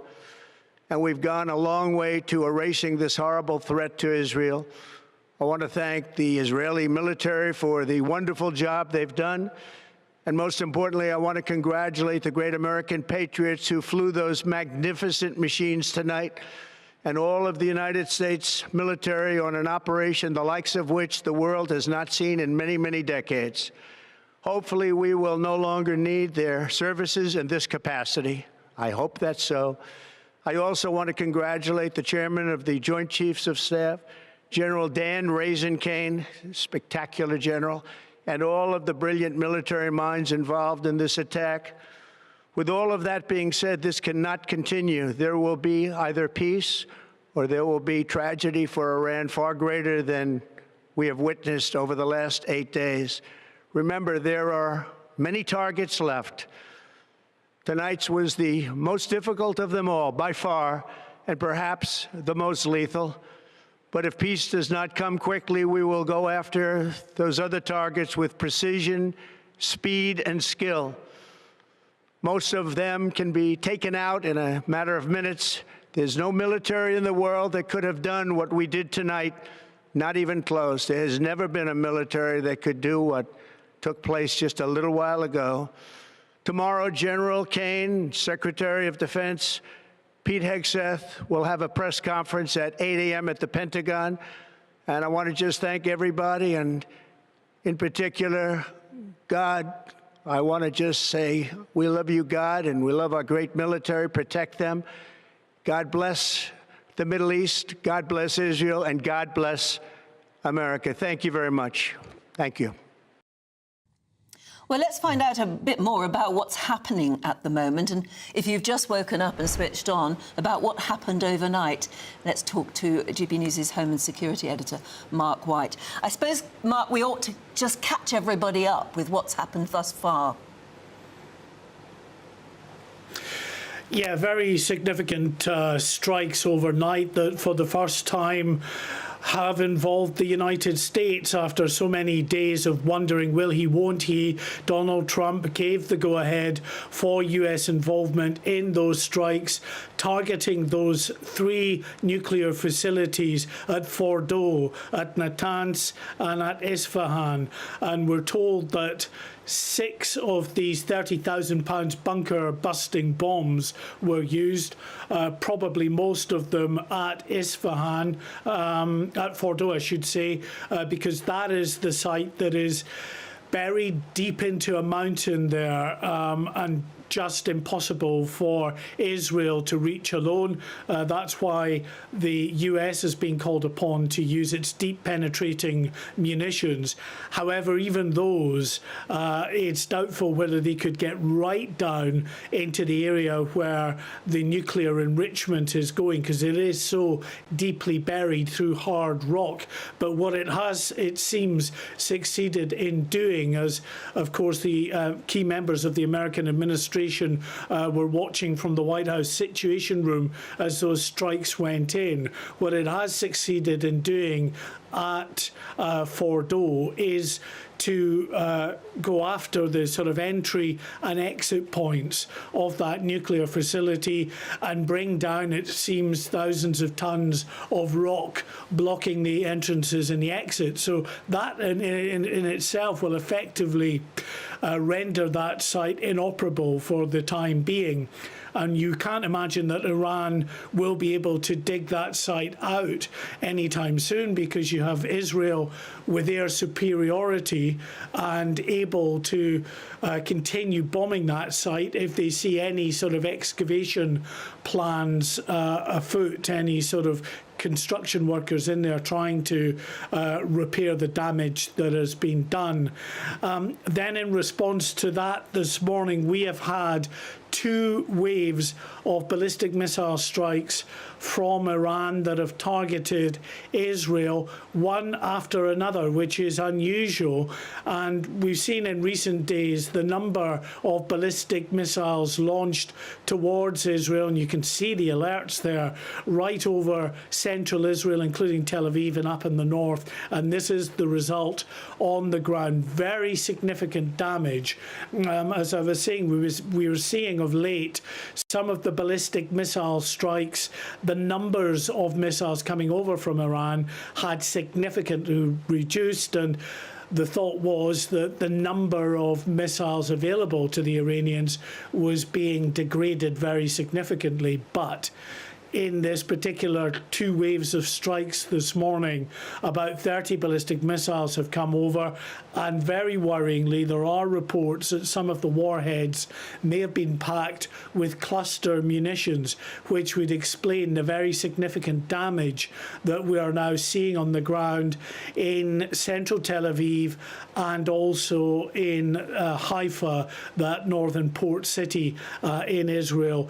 The latest count for the number of injured stands at 11, but obviously rescue services still going through what are very badly damaged buildings at the moment, looking for those who may have been caught up in this.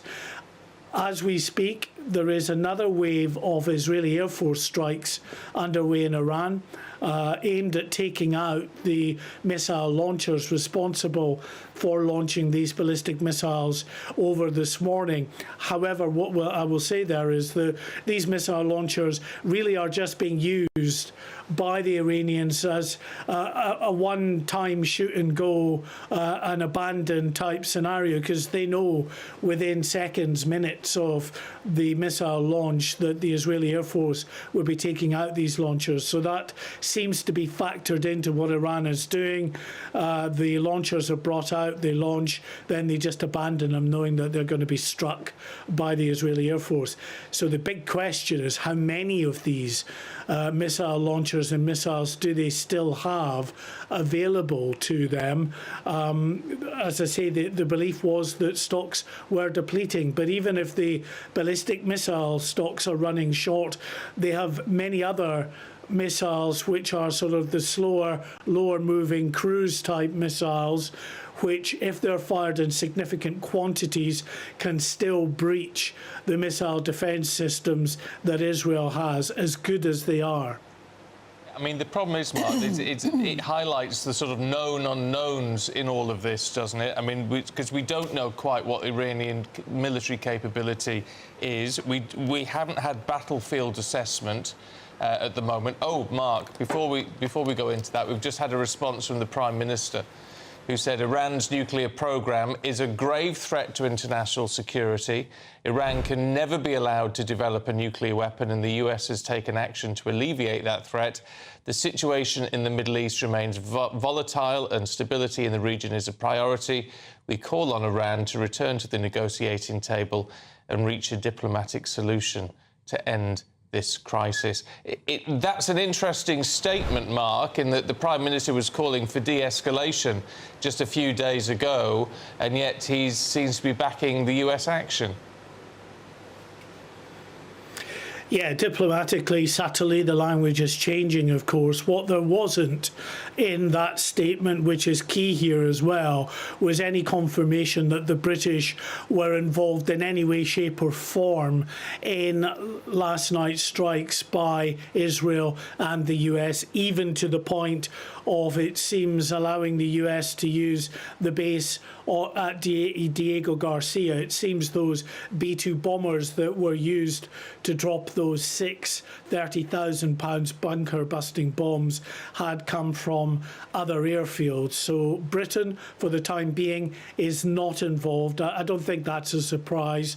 You know, the mood music that's been coming from the British government, the Labour government, as opposed to the previous Conservative government as being increasingly sort of lukewarm to what has been happening in Israel, particularly with Gaza. You'll remember that just last week we got the news that 2 Israeli government ministers were being sanctioned by the British government. So there has been somewhat of a cooling off in relations between the UK and Israel. Having said that, it's still an ally, considered to be an ally in that region.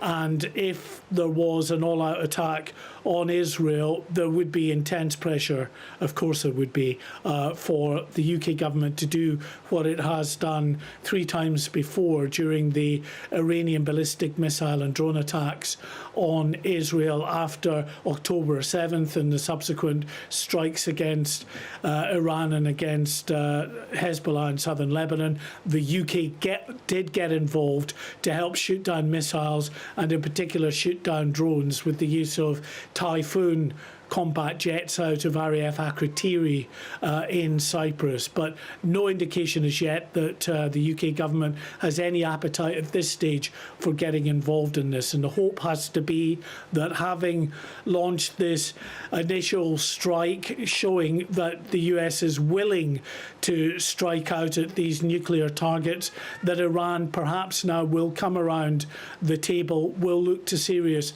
negotiations, something that the US has said Iran just thus far has not been willing to do, that it has been a process of obfuscation from the Iranians for those 60 days that those nuclear talks were underway, achieving, according to the American administration, absolutely nothing. That's very interesting, Mark, as well, there, because we've been seeing pictures throughout what you've just been saying of bomb damage in Israel. We haven't yet heard of any verification of what President Trump claimed was the total annihilation of the nuclear facilities in Iran. And yet, I guess because it's very much, or at least one of them is very much out in the desert, and you wouldn't be able to tell just from a satellite picture exactly the sort of extent of the damage that may have been wrought there. Yes, absolutely right. And you wouldn't be able to tell, and the Iranians will certainly be accentuating the positive from their side, trying to portray a situation of limited damage to those facilities. And to that end, actually, they've had a reporter out from State TV saying that it looks as though the site at Fordo has not been badly damaged at all, that he could see nothing. The shot I saw, it looked like it was just standing on a road in the desert. There was no sort of facility that I could see behind him anyway. But, that's Iran. They are going to do what they do, which is to claim victory on their side and limited damage from what Israel and now the Americans are doing there. I think the really interesting thing going forward will be not just the continuation of these missile strikes on Israel and how significant they might become, but will Iran, will its terrorist proxies in the region, in Iraq, in Syria, in southern Lebanon, in Gaza to an extent, although they've been that badly degraded, in Yemen, they're all threatening to do something. Will they actually target Israel, of course, but also US facilities in that region? That would then elicit I think a very significant response from the US in return for that. And what we haven't seen yet from the Iranians is any kind of targeting of shipping through the Persian Gulf and through that critical Strait of Hormuz, the narrowing of the Persian Gulf, an area that is so critical to a large part of the world's global oil and liquefied gas supplies. They could do that. They absolutely have the capabilities in their fast attack craft, their frigates and their mini submarines. If they wanted to do damage in that area and close down that strait, they could do it. Of course, realizing that it might be a bit counterproductive to them because they have their own sort of facilities in that area that could also be targeted. But if your backs are to the wall, they're going to strike out potentially. OK, Mark, thank you. Back to you a little bit later on. Let's talk to Nihat Ghobani, who's an Iranian dissident. Good to talk to you this morning. President Trump says in the wake of this strike that Iran is facing either peace or tragedy. What do you think? Good morning. First of all, I have to say who welcomed the bombing of their own country, even of strikes of that could have been used peacefully. The Islamic Republic decide to threaten the Middle Eastern Iranians and Western countries always. He decided to the war, actually. I don't think gonna be end of chaos in Iran, in region, because stay in power, still in power, never end this situation, never. They just get the rest, some rest and starting again, right? And they can, kiss them. I'm hearing. Yes, right. Unfortunately, we have technical problems with the sound, particularly there. But it was a very interesting phrase I thought we did hear there, that there will be no end to the continued chaos there. And it does sort of feel like that as well at the moment, doesn't it? Let's talk to Chair of Republicans Overseas, Greg Swenson, and we've still got journalist Jonathan Liss, who are with us in the studio. Greg, what has happened overnight? Big news. Well, I think it was a decisive strike, quite obviously. And the president gave Iran every opportunity, gave the regime and the mullahs every opportunity to dismantle the nuclear program peacefully. And this is the outcome. And I think it was decisive. This is kind of avoiding a Pearl Harbor moment. This was great news for Israel, obviously, in spite of the retaliatory strikes. And so, big news, and I think the president's threading the needle here. He's quite committed to the anti-war wing of the party that says, no regime change, no boots on the ground, no forever wars. But he acts decisively when he needs to. And he did this in his first term with Soleimani. Got in, got out, job done. But in threading the needle, I mean, there is, concern, at least, amongst some in what you call the America First sort of support base, the MAGA support base, who are not going to be happy with this. Yeah, and I think that was there's lots of discussions that went on. It's perfectly executed, by the way. No leaks at all from the Pentagon, absolutely no leaks. So, well done, Pete Hegseth and the Pentagon. But I think it's important to keep in mind that, there is debate. There is that argument from the so-called MAGA wing or the anti-war. Well, he must have weighed that up. Absolutely, and I think this is a moment where he's trying to satisfy everybody in a way, get the job done, but on the other hand, be careful not to get into regime change. And I think that's pretty clear that he's not going to do that. At least that's what I'm seeing so far. Jonathan? Well, I mean, the risk is that, first of all, I don't think there is any evidence that Iran was planning a preemptive Pearl Harbor-style strike on the United States. I don't think that was... But let's not wait until that happens. No, but Iran's regime is interested in keeping itself in power. It is not interested in decapitating itself. And that would be a lunatic thing for any government in Tehran to even contemplate. No Iranian government is going to launch a preemptive strike against the United States. But good word choice, lunatic. So we can't really trust the lunatics that are running Iran. But we can trust them to want to stay in power, and that is not the way they're ever going to stay in power. So let them stay in power. Take out the nuclear capabilities. But doesn't that lead us to the second point, which is that, Trump has agency over what Trump does. He doesn't have agency over how his opponents respond. And that is precisely what so many of the Republican base is saying, that it's all very well to know what your target is and to take out that target. But what happens when the retaliation comes? What do you do then? What do you do then? No one goes into a war thinking this is going to be a 15-year thing I'm committing to. They think, I've got my objectives, it's going to be short, and that's going to be the end of it. But you can't control what the other side does. Sure. And that's precisely why so many people in your party were cautioning Trump against this action, because they do not want to expend more blood and treasure on forever wars that they can't control. So that we don't know the response, of course, impossible to predict, but they'll be doing it without nuclear capabilities. And that was the big concern. So, look, I'm sure that the president gamed this out. I'm sure the Pentagon gamed it out. It was pretty clear that he tried every measure to convince the mullahs not to develop the nuclear program. This has been going on for years. He did a great job in his first term, essentially decapitating the regime and preventing them from funding their proxies. But this is a regime that has funded their proxies, killed Americans, killed many Israelis, obviously. And this is a decisive measure. And again, I think he can do it without getting caught up in forever war, ground game and any kind of... Well, let's face it, I mean, he sells himself as the president for peace, doesn't he? So I can only, or one can only think that he must be utterly convinced that they were on the brink of nuclear capability. Right. And I think that's pretty clear. There's because not a lot because of debate about he is that. gambling so much of his own base, as you said, But of his own success. we simply don't know that.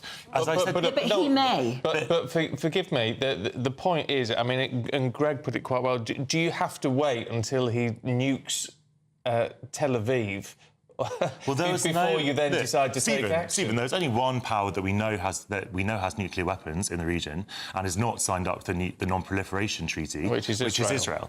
And Israel has actually used the language of not having the right to exist itself in the last couple of days when it talks about the Ayatollah. And it's not Iran that has just sort of dropped bombs on all of its neighbours in the last few months. Israel has done that. So I would argue that the key destabilising force in the region right now is Israel, and Netanyahu has been itching for this kind of war, as Carl Bildt says, not to stop Iran getting a weapon, but to stop Iran having a deal. And, Greg, I have to take issue with what you were saying a moment ago, because Iran did go to the negotiating table again and again. We know the best way to stop Iran getting a nuclear weapon is through diplomacy, and that is precisely what the global community did. Sure. It was Trump who tore that up, and Iran was still coming to the negotiating table until this week, until Israel and Trump the negotiating table and refusing to dismantle or even consider dismantling their nuclear program. So it was a non-starter. This is on Iran. And so if Israel is defending themselves quite well, they've done an incredible job in the last 6, 12, 18 months, taking out Hezbollah, taking out the Houthis, working with the U.S. on the Houthis. Remember, Joe Biden took the Houthis off the terrorist list when he took office, after Trump had essentially done his best to disable the mullahs, the regime, without attacking them, without regime change, without a forever war. Yes, he took out Soleimani quickly, decisively, and now he's doing the same thing. So good for Israel for defending themselves, good for President Trump for assisting them. The U.S. was the only country that had the capability to do this. So he made a decisive and measured decision to take out the nuclear program. I don't see boots on the ground. I don't see him involved with regime change. And now, if this conflict is going to be shorter, because of what President Trump did, this will shorten the war between Israel and Iran. It will shorten, it'll reduce the capability, obviously, reducing the capability of Iran. And I think this shortens the conflict. That's a fair point. And I don't think so. Look, we know from multiple reports that Netanyahu wanted to take out the Ayatollah at the beginning and Trump told him not to. But so what you have potentially is a divergence of interest between the United States and Israel. Israeli leaders are absolutely open in the fact that they want regime change in Tehran. Yeah. So if Trump is now going sort of toe-to-toe with Netanyahu, where do those interests begin to diverge again? Is Israel going to get what it wants, and what happens next? Are you in the camp that does not want regime change? I think the whole world wants regime change. It's not up to us to decide what happens. Exactly. To the We can Iranians. agree on that. But look at the we regime. all want regime change. We just don't Yeah, want I to mean, force look at the regime. Nobody trusts the Iranian regime. Why do they want nuclear weapons? Well, they suspended their nuclear weapons program in 2003, and they say, and the IAEA has. Look, I'm not an expert in this. I can only go by what the atomic experts say, which is that Iran does have a civilian nuclear program, and that obviously Iran shouldn't have shouldn't have nuclear weapons, and that is why Iran has signed up to a deal which Trump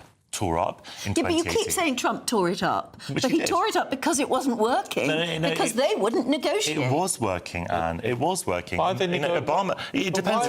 It was. If you're the regime, it was working. Well, there was no evidence. Obama funded the regime, basically funded their ability to act with their proxies in the region to kill Americans, to kill our allies, and then. Trump did his best job to reduce that capability completely. Of course, Biden came in and refunded the mullahs, put $60 billion of fresh capital in their pockets. So this is there's been mistakes that have been made over the last 10 years, and this was a way to cease that program completely. It's not regime change. We all want regime change, but we're not going to force it. It has to happen organically. It has to come from the people of Iran. Greg, you know full well that Netanyahu has been saying that Iran is weeks or months away from having nuclear weapons since 1995. It wasn't true then. And there's no evidence it's true now either. The UN agency came out 10 days ago and said that they are on the verge. And they also said that that wasn't any kind of why wouldn't pretext to Iran launch cooperate? weapons on it. Do you think they're nice guys, the regime? I have absolutely no truck with the Iranian regime. I think it's Then theocratic. why sit back? Why not take preemptive action when they are, so the IAEA saying, they're on the verge of it, but by their own admission, By their own admission, they've enriched uranium to 60%, which is on the verge of weaponising it, and is 20 times more enriched than you need for domestic nuclear capability. The answer to all of this is diplomacy, and that is what Iran was engaged in. I do not think... They were coming to the negotiating table. I do not think that we make the world safer by bombing people. We don't... removing a nuclear threat. I don't think that we have made Americans safer, Israelis safer. We know that Israelis aren't safe. They're in shelters every single night. People are being killed in Israel who were not being killed before. That is a fact. Netanyahu, that's a risk that he's decided to take. But if this action hadn't been taken, and they have weaponised their uranium and have nearly got a bomb, then more people would die. Well, even if... I mean, as Greg said, why wait for that to happen? Look, and neither you or I know how far Iran was to getting a nuclear weapon. We have to depend on the testimony of experts. And even Tulsi Gabbard, before she did her reverse ferret this week, said a few months ago to Congress, there was no evidence that Iran was about to get a nuclear weapon. Now, she's tried to sort of mince her words a bit by saying that she said that they didn't have any desire to. There's still no evidence that they have a desire to. And if they were to launch a nuclear weapon, it would be suicidal for them. Yeah, and they don't mind that, OK? They're religious fanatics. So I think the idea of suicide is not something that they're reaching their own political survival.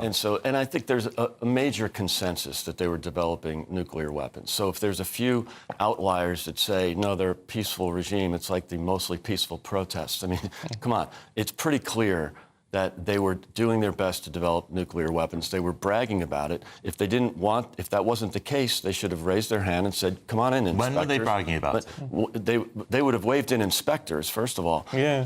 And that's the best way to prove that it was for peaceful purposes. That's hysterical, the idea that they have plenty of oil, they don't need a nuclear program. If they did want nuclear power, they could wave in the uranium from their neighbors, from partners, trading partners. I mean, so it's laughable to think that these fanatics were not interested in developing their nuclear capabilities.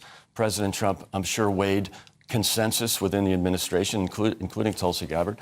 And, good for him for making that decision and not bombing people, bombing the nuclear capabilities. Israel has been bombing people. Sure, but Israel is defending themselves, and they've done a great Well, Israel's job killed a defending number of themselves. civilians You in think Tehran. nobody's fired missiles at Israel? They fired Of course, 300 I missiles deplore at Israel. all Yeah.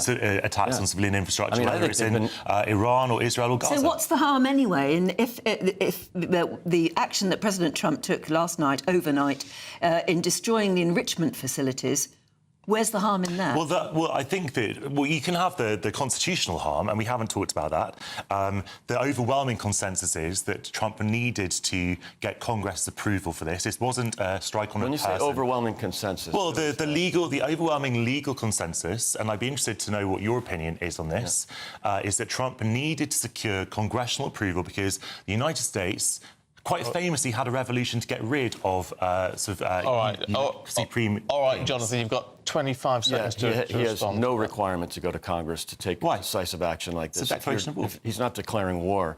He's defending the country. He's defending an ally, taking out preemptive strike. If he went to Congress, the cover would have obviously been blown here. So it was done in a very top-secret way, done very effectively, had the decoys flying over the Pacific. Great job, President Trump. I think he's going to get overwhelming support on this in the U.S. OK. Greg and Jonathan, for now. For the moment. Thank you very much indeed. It is just coming up to 8 o'clock. Good morning to you. Well, the breaking news this morning is the United States has launched a series of airstrikes on Iran's nuclear infrastructure in what President Trump is calling a spectacular military success. In a late-night address, the president declared Iran's key nuclear sites completely and totally obliterated and warned Tehran to make peace or face far greater tragedy. Thank you very much. A short time ago, the U.S. military carried out massive precision strikes on the 3 key nuclear facilities in the Iranian regime: Fordow, Natanz, and Isfahan. Everybody heard those names for years as they built this horribly destructive enterprise.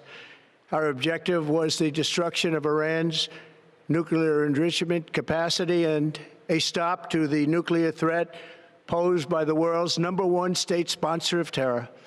Tonight, I can report to the world that the strikes were a spectacular military success. Iran's key nuclear enrichment facilities have been completely and totally obliterated.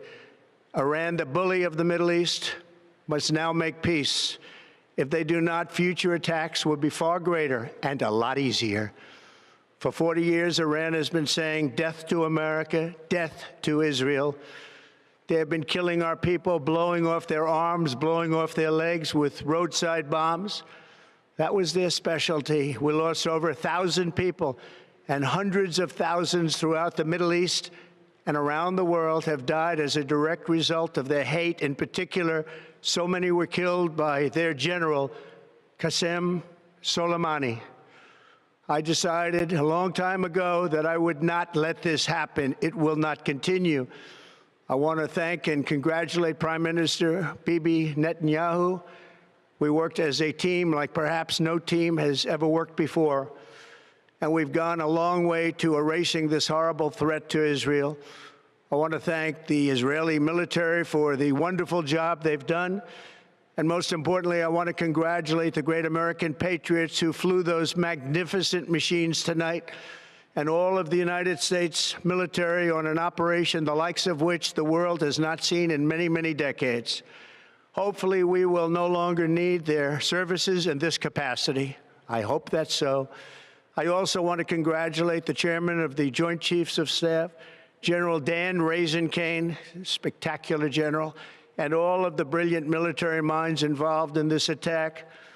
With all of that being said, this cannot continue. There will be either peace or there will be tragedy for Iran far greater than we have witnessed over the last 8 days. Remember, there are many targets left. Tonight's was the most difficult of them all, by far, and perhaps the most lethal. But if peace does not come quickly, we will go after those other targets with precision, speed, and skill. Most of them can be taken out in a matter of minutes. There's no military in the world that could have done what we did tonight Not even close. There has never been a military that could do what took place just a little while ago. Tomorrow, General Kane, Secretary of Defense, Pete Hegseth will have a press conference at 8 a.m. at the Pentagon. And I want to just thank everybody, and in particular, God. I want to just say we love you, God, and we love our great military. Protect them. God bless the Middle East. God bless Israel, and God bless America. Thank you very much. Thank you. Well, the Israeli Prime Minister Benjamin Netanyahu hailed the strikes a bold decision that will change history, calling this an unprecedented cooperation between Israeli and American forces. Tonight's action against Iran's nuclear facilities, America has been truly unsurpassed. It has done what no other country on earth could do. Well, in the last hour, the Prime Minister, Sir Keir Starmer, has issued the following statement saying Iran's nuclear programme is a grave threat to international security. Iran can never be allowed to develop a nuclear weapon, and the US has taken action to alleviate that threat. The situation in the Middle East remains volatile, and stability in the region is a priority. We call on Iran to return to the negotiating table and reach a diplomatic solution to end this crisis. The leader of Reform UK, Nigel Farage, said Reform UK stands behind the military action of the USA overnight. Iran must not be allowed to have nuclear weapons. The future of Israel depends on it. Well, let's talk to our security editor, Mark White. And it's in terms, Mark, of what has been achieved in all of this. I mean, we're yet to get a battlefield assessment, and actually that is going to be crucial here, isn't it? Yes, absolutely. I've just been sending some images to our producer, Jack, who is hopefully, as we speak, beavering away and cutting them up for you, that shows some strikes that are underway this morning. So not last night's strikes at these nuclear facilities. Interestingly, Donald Trump has shared one particular tweet that says Fordo is gone. I'm not sure how accurate that is. I'm sure there has been significant damage, certainly to the entrances and exits to that particular facility, which is buried deep in the mountainside. And of course, we know that other facilities in Isfahan and Natanz were also struck as the president and his cabinet colleagues watched this unfold in the Situation Room.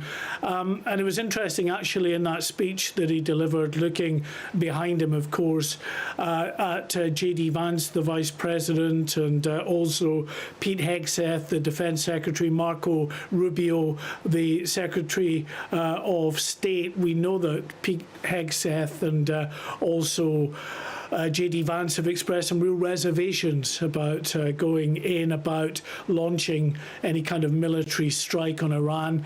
Clearly, Donald Trump has had to weigh up all the positives and the negatives here. He believes it seems that he can go through with what was a significant but still limited strike on these nuclear facilities and perhaps push Iran towards the negotiating table. Of course, the negotiating table, as far as Donald Trump is concerned, is a complete capitulation and an end to this nuclear enrichment program, something that Iran says it will absolutely not do, and certainly not even countenance negotiations while they are still being bombed.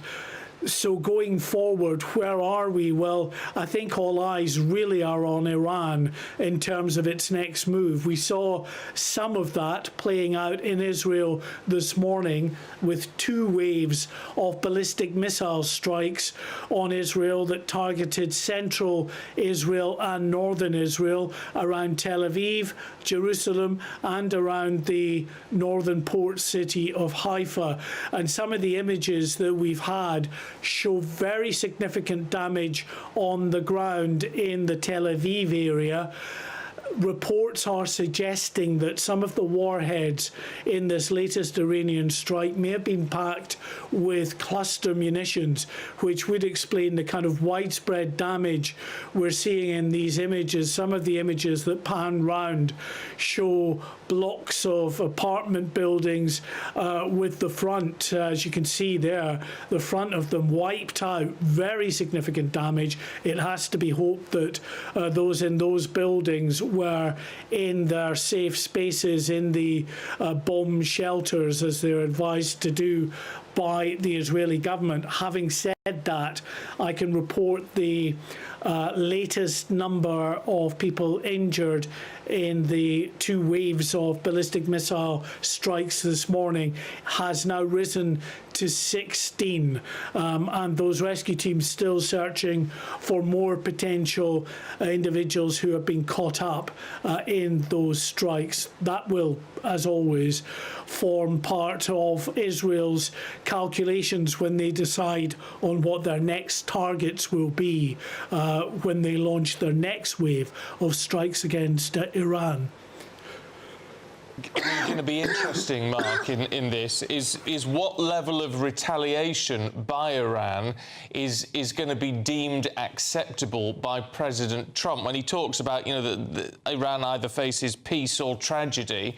At what point will he say this retaliation is enough? I'm going to go in and finish the job. Yeah, I mean, that's an interesting one. There are some suggestions that President Trump was saying that, you know, if there was loss of life among some of the 40,000 military personnel who are serving throughout the Middle East, then that would necessitate a significant response from the United States. So that might indicate that what we will and what we often see in terms of either Iran directly or indeed its proxies, its terrorist groups in the area targeting you know, US facilities in that area. If there are no significant injuries or death, then that might not be something that the US president believes is worthy of another wave of US strikes. It's really, you know, all up in the air in terms of where we are. I can't really call it in terms of what's going to happen now. You know, the ball really, I think, to a large degree is in Iran's court. Israel, it seems, is going to continue, regardless of what the US has done, with its waves, as we've seen again this morning, waves of attacks targeting nuclear facilities, military infrastructure, and these surface-to-surface launch sites. So that's going to continue regardless. It just depends how far the Iranian government is willing, in terms of their calculation, to push its retaliation on both Israel and potentially the US in the region and beyond. Mark, thanks very much indeed for the moment. Let's now talk to former chair of the Defence Select Committee and, of course, a soldier himself, Tobias Ellwood. A very good morning to you, except that it's really not a good morning to some because everybody's a bit frightened that the world has suddenly become a more dangerous place. What's your reaction to what's happened overnight? Yeah, this is big. This is game-changing for the Middle East. America is now a combatant. After sitting on the fence, keeping the world guessing as well, it's now entered this war. And the world really now watches to see if and when, indeed, Iran might retaliate. When Israel first attacked Iran a couple of weeks ago, remember, America distanced itself. Now it's fully involved. It's long been the objective of America, and I should say the international community, to prevent Iran developing a nuclear weapon. That is absolutely the red line. But given Iran has never been weaker than it is today, its proxy forces, Hamas, Hezbollah, and the Houthis have been weakened. Of course, Syria, Assad has been removed, a long-term ally of Iran. Russia's influence has diminished. Trump has been convinced that this is now the time to attack and demonstrate a one-off attack as well. But a reality check here, if I may. We've now entered this uncharted territory. Trump, don't forget, was elected on his isolationist credentials. So how will this play at home? But the big question is, how will Iran respond? Still possessing an impressive arsenal of ballistic missiles. And that could easily lead to a wider Middle East war with huge economic repercussions well beyond the region, and could potentially draw other nations in, including Britain.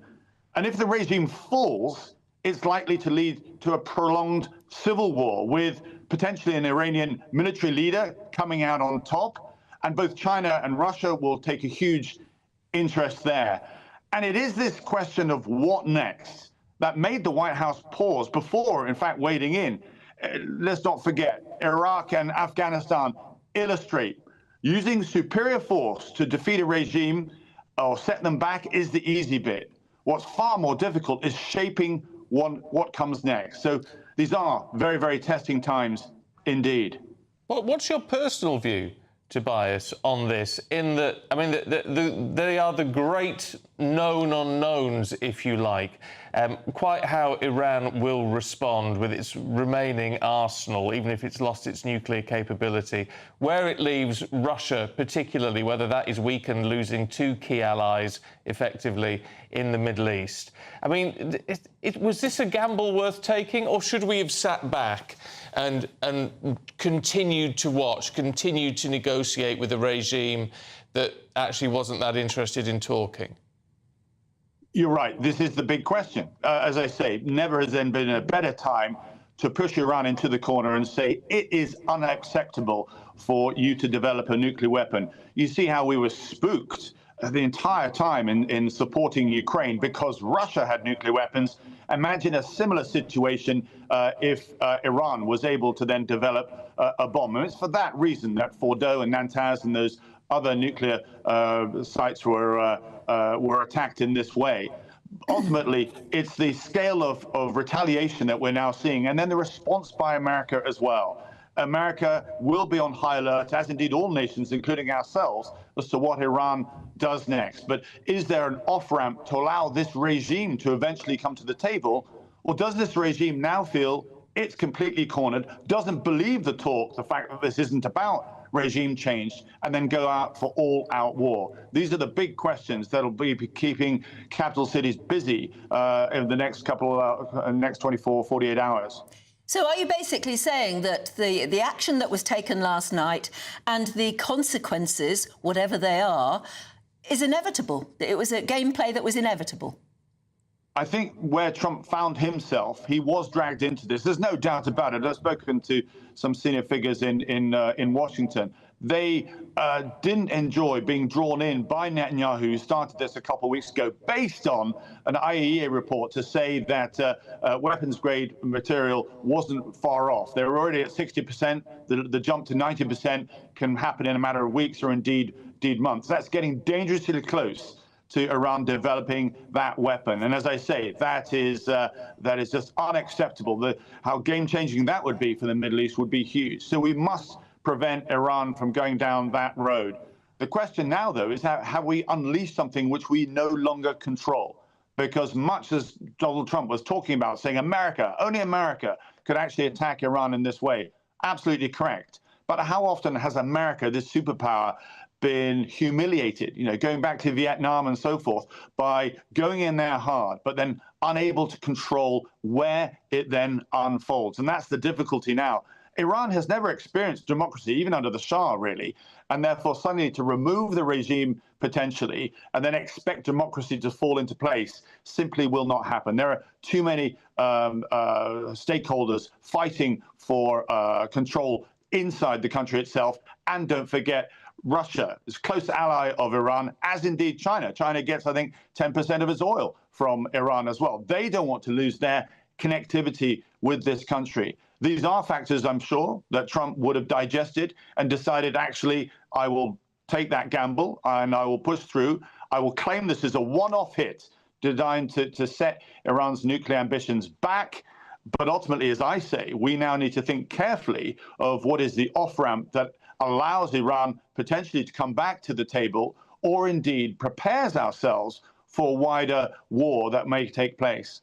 Do you ultimately think this makes the world a more dangerous place this morning, or has the potential to make it a safer one?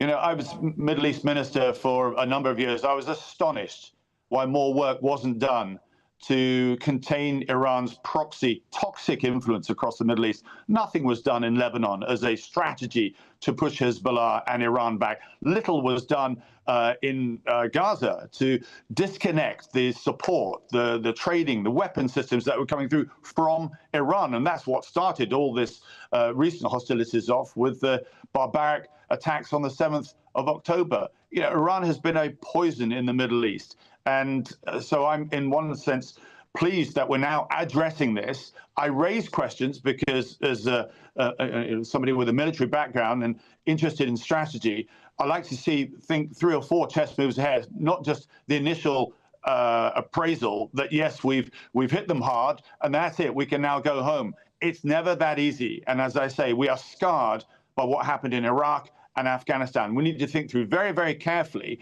as to how this can unfold and not overreact. We're likely to see a retaliation by Iran. How America responds to that will actually indicate as to how this then flows afterwards. Tobias Ellwood, it's great to talk to you. Thanks very much indeed. Thank you. So, I mean, what do you feel at home? Is the world a safer place because decisive action was taken last night? Which could have prevented the Iranians having nuclear weapons? Or is it a more dangerous place, which is the sort of gut feeling I think a lot of us fear anyway? Journalist Nikki Hodgson, I know you're worried that we've woken up to a more dangerous atmosphere in the world. Oh, my gosh, I really do worry. You know, one of the things for Americans that's actually very concerning is the fact that traditionally, in such circumstances, if it's a single strike, that's different. But if you're going into war in a different country, as America, you've got to get the agreement of Congress. You've got to go to the Senate. And Trump hasn't done that. And there's something in the American law, in the Constitution, called the War Powers Act, and it's there to stop presidents. But he didn't declare war last night, did he? He didn't last night, but it's about starting a war and entering into long-term warfare, right? So if he's to be seen to be doing the right thing, this has to be sort of a one action only. Well, that's how he sold it. That's how he's selling it. But let's be realistic. If Iran retaliates, what's he going to do? Then do nothing because he can't do any more because that's warmongering. Do you see what I mean? No. He's put himself in a position of check, if you want to put it in terms of chess. No, his objective was to destroy the nuclear enrichment site. And he's done it. And he says he's done it. Well, he says he's done it. But again, let's go back to the details of those nuclear enrichment sites. They are deep underground. The whole reason that Israel or nobody else had ever bombed them was because they didn't have the capabilities that only the US apparently did. And we don't yet have the evidence that they've been fully destroyed. We don't know they've been fully destroyed, but they've probably been taken out of action at the very least, at the very minimum, for a very long time. Well, let's see as more details arise, right? But it's not declaring war, is it? It was a very strategic thing that he took out their ability to continue with their apparent nuclear enrichment programme. That's his framing of it. But, you know, even the UN Secretary-General this morning is speaking out against his actions and seeing it as in terms of being inflammatory. It is a breach of international law, according to lots of people that work in that field. And more than that, it's unprecedented. What has happened in the past few months... What's the alternative? And we don't just standing on the sidelines and watching and waiting for them to develop nuclear weapons. But what I am very cynical about is the timing. The timing that allows Benjamin Netanyahu to carry on with whatever he's doing in Gaza without the eyes of the world on him. The timing is very suspicious to me. I have no qualms with stopping Iran from having the bomb. I absolutely agree that that is the right action to take. Well, that's what's happened. But the timing is just so cynical, Stephen. I'm very, very suspicious about the timing. Because where's the evidence? Well, it had to happen sometime. Well, there is evidence, isn't there? The IAEA has already said, 10 days ago, that Iran is breaching its obligations. But they didn't have But all they were saying haven't is got that a they were bomb. getting further up to the line, but they didn't have the bomb. No, they haven't got the bomb. Yeah. They haven't got the bomb. But we don't know how much further they would have gone. That's what I'm trying to say to you. Yeah, but they've already gone. In terms of, I know it gets very technical, but in terms of enrichment of uranium, I understand that. they are 20 times more enriched than they would ever need to be for what they say their nuclear program is for. Why do that? But this has come off the back of Israel putting pressure on the US. This is because Benjamin Netanyahu wants to flip the script, and so he looks like the victim. Their country looks like the victim. Yes, but even that aside, and even if that's totally right... The objective is still the same. The objectives are still the same. We still can't, as Keir Starmer said this morning, you cannot allow... If they've got to 60% enrichment, which is a skip and a jump from weaponising uranium, it cannot be allowed to happen. But then why wasn't there a vote in Congress? Why didn't Keir Starmer know about it? Because it would, if there were a vote in Congress, that would have been telling Iran exactly what they were going to do.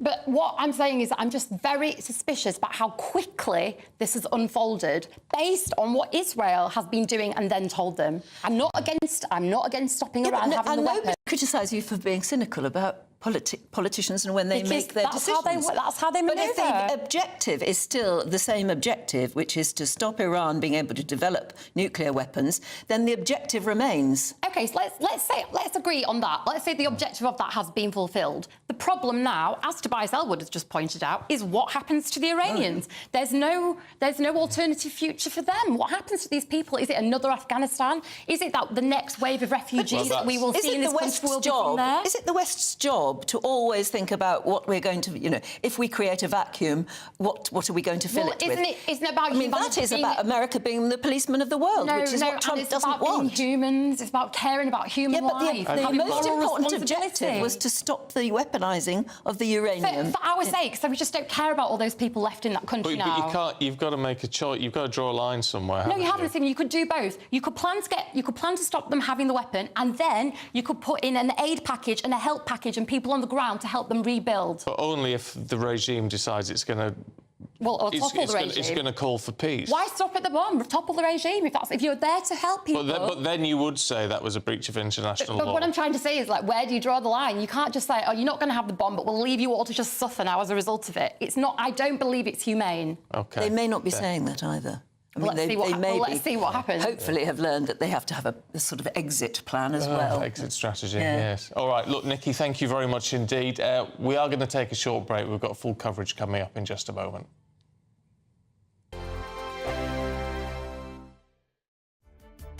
What is the state of our economy? What is the state of our National Health Service? What is the state of our schools? What on earth is going on? Understanding Britain means understanding the state we are in. This is State of the Nation with me, Matt Goodwin, Wednesdays, Thursdays and Fridays from 8 p.m. on GB News. Britain's Newsroom, weekday mornings from 9:30. Well, Parliament is going to debate whether halal slaughter should be banned. The debate will take place next month. It comes as the method required to produce halal meat is non-stun slaughter, which some argue is too painful for the animal. Well, a government petition calling for its ban has exceeded 100,000 signatures, and activists say that animal welfare must come before religious exemptions.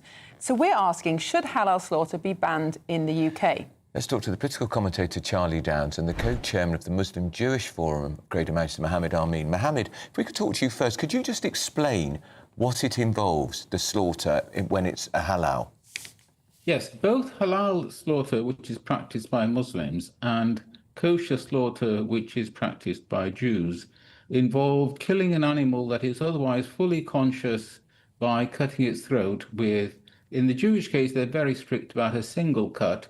Islam is not as strict about whether it's a single cut or multiple cuts, and then the animal bleeds to death and dies. It sounds cruel. It sounds cruel, but when people have tried to carry out tests to assess levels of pain using electrodes in the brain, etc., there's no evidence that it is actually cruel that animals suffer any more pain than if they're killed by, for example, having a bolt through the head. Well, can you just explain the religious significance of why you do it that way? What is the point? Why couldn't you just do it in a more, some would argue, humane way? Is there a religious significance? Yes, there is a religious significance. If you pick up and read your Old Testament, you will see a clear categorical prohibition against consuming blood. GB News, the People's Channel. Westminster, the ultimate clique. And you're fighting like rats in a sack. But here on the Camilla Tominey Show, we ask the questions the establishment media is too scared to ask. OK, let me ask you a straight question, because I know you're a straight-talking politician. Whether it's net zero, illegal immigration or law and order, nothing is off limits. You had the power then. Yeah, as I and say, now you've lost it. That's the Camilla Tominey Show, a politics show that's fearless. But no, let me finish my question if you don't mind, because it is my show. Sundays at 9:30, only on GB News, the People's Channel, Britain's news channel.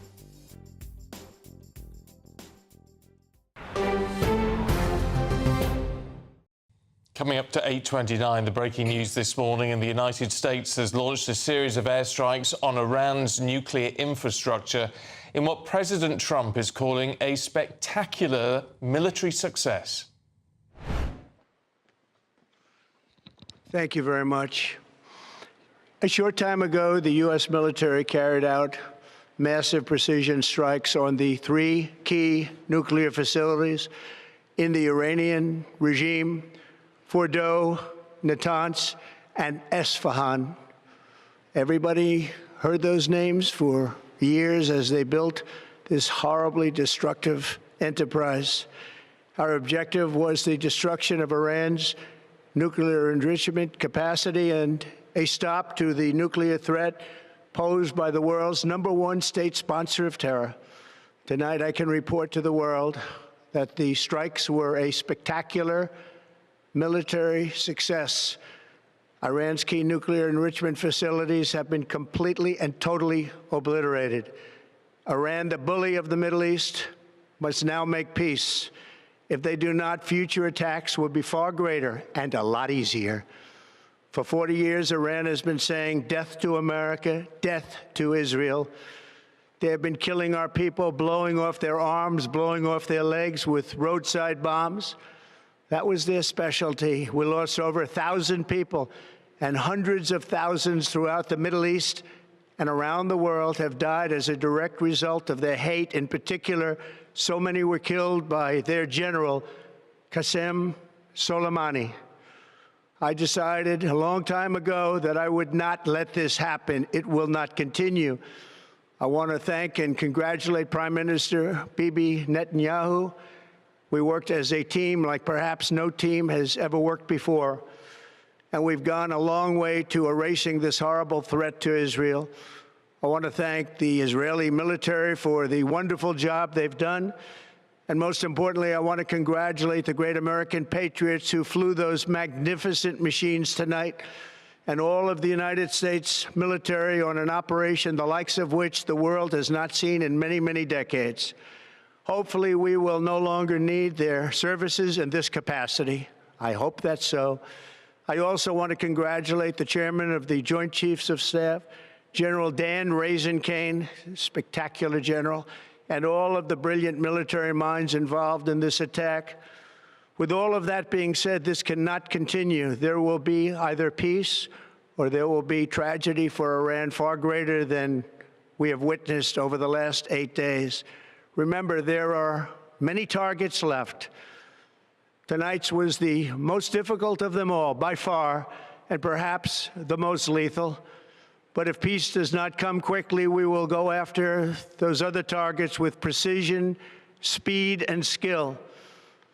Most of them can be taken out in a matter of minutes. There's no military in the world that could have done what we did tonight, not even close. There has never been a military that could do what took place just a little while ago. Tomorrow, General Kane, Secretary of Defense, Pete Hegseth will have a press conference at 8 a.m. at the Pentagon. And I want to just thank everybody, and in particular, God. I want to just say we love you, God, and we love our great military. Protect them. God bless the Middle East. God bless Israel, and God bless America. Thank you very much. Thank you. heck, what a statement to be waking up to this morning. Let's talk to the former Defence Secretary, Michael Portillo, who's here. Good morning. Good morning. Is this action which you welcome? Yes, I think I do. As the statement from the President said, Iran obtaining a nuclear weapon would be an enormous threat, not only to Israel and to the region, but actually to all of us. That has been self-evident for a very long time. Israel has opened up a new opportunity, which the United States has taken. The United States was not going to do this off its own bat, but the events of the last 8 days have opened up an opportunity into which the United States has stepped. I think I'm mildly surprised that it's happened, but I think it is the right thing. And I think, oddly enough, if you were to take a confidential poll of opinion in the region, in the Gulf, you'd probably find that if people who are speaking frankly there, they would welcome this as well, because whatever solidarity they may feel with a nation in the region, everyone in the region is terrified of the prospect of Iran obtaining a nuclear weapon. Yes, well, I mean, it was action, and inaction hasn't been working, has it? I would say not. There are those who claim that the diplomatic route was the way to go. There are those who claim that the process was being successful. But I think arguing against that, I mean, that process has continued with interruptions for many years. And you go back to the question of why Iran is sustaining this program, whether you argue about how close it was, whether it was days away or months away or years away from obtaining a bomb. The purpose of this program is to obtain a bomb. And as it's now been said very clearly by the President of the United States, even by the British Prime Minister, Iran cannot have a bomb. And there comes a point where talking about Iran not having a bomb doesn't get rid of the bomb. But action like this may do. It's interesting because some of the people we've talked to this morning, and it is an opinion out there saying, well, there's no evidence. Where's the evidence that they were that close to getting a bomb, or that they even wanted to develop a bomb? But I guess the argument is, do you have to wait until they get one and use it before you take action? There are divisions in the United States. As we know, one of the President's advisors has been saying that Iran was not imminently going to get a bomb. But I go back to the point I made just a second ago. The purpose of this program is to produce a bomb. And Iran has been perfectly aware of the huge provocation that that meant to both to Israel and to the whole region. Because whereas, and obviously this is another opinion, whereas I believe the United States and Britain and France and Israel hold nuclear weapons as a deterrent, as a way of making sure that they can defend themselves, we believe that Iran's purpose in having a bomb would be an aggressive one. And particularly because so many have said it, their deliberate target of completely annihilating Israel. Yes. They've said this. They've stated time and again. If they developed a bomb, they'd use it in that manner, wouldn't they? As the President was saying a moment ago, they frequently say death to Israel and death to the United States. They therefore perhaps shouldn't be overly surprised if they're attacked by the United States. Should we just say a word about what may have happened? Because, I mean, the President has been very quick to claim total success, massive destruction. I'd be slightly surprised about that. I mean, on two fronts. Firstly, I wonder whether a single attack, even using the appropriate weapon, could be so successful. And secondly, I wonder whether one would know already whether it had been successful or not. So one should always take President Trump with a pinch of salt, and I think that's the pinch of salt I would apply today. I wonder whether these facilities have yet been destroyed. If they've not, of course, that opens up the possibility, the necessity of further attacks. Yeah. I mean, it is interesting because he's not just said they've been destroyed. He said that, total annihilation. But there cannot have been battlefield assessment yet, can there? That's exactly what struck me, that it would be impossible for them to know that. These were nighttime attacks. You need, aerial photography by day, but you're trying to judge what's happening far underground. I would think you'd need intelligence on the ground to make the final judgment. Well, they may well have too, though. They've had intelligence, obviously, infiltrating all parts of Iran. The intelligence operation is absolutely superb. I just put a question mark about what we could know yet. What do you make of, when the President says if peace does not come quickly, we will go after other targets, and there are plenty of them. Do you think that is easier? It depends whether this is going to be enough to corner the regime into saying we've got to go back to the table. I think the United States' interest is in destroying the nuclear weapon program. The United States overnight has not talked about regime change. I don't think the United States has as great an interest as Israel has in destroying the missile facilities, and anyway, that can be left to Israel because Israel has the weapons to achieve that. So I think the role of the United States is actually quite a limited one.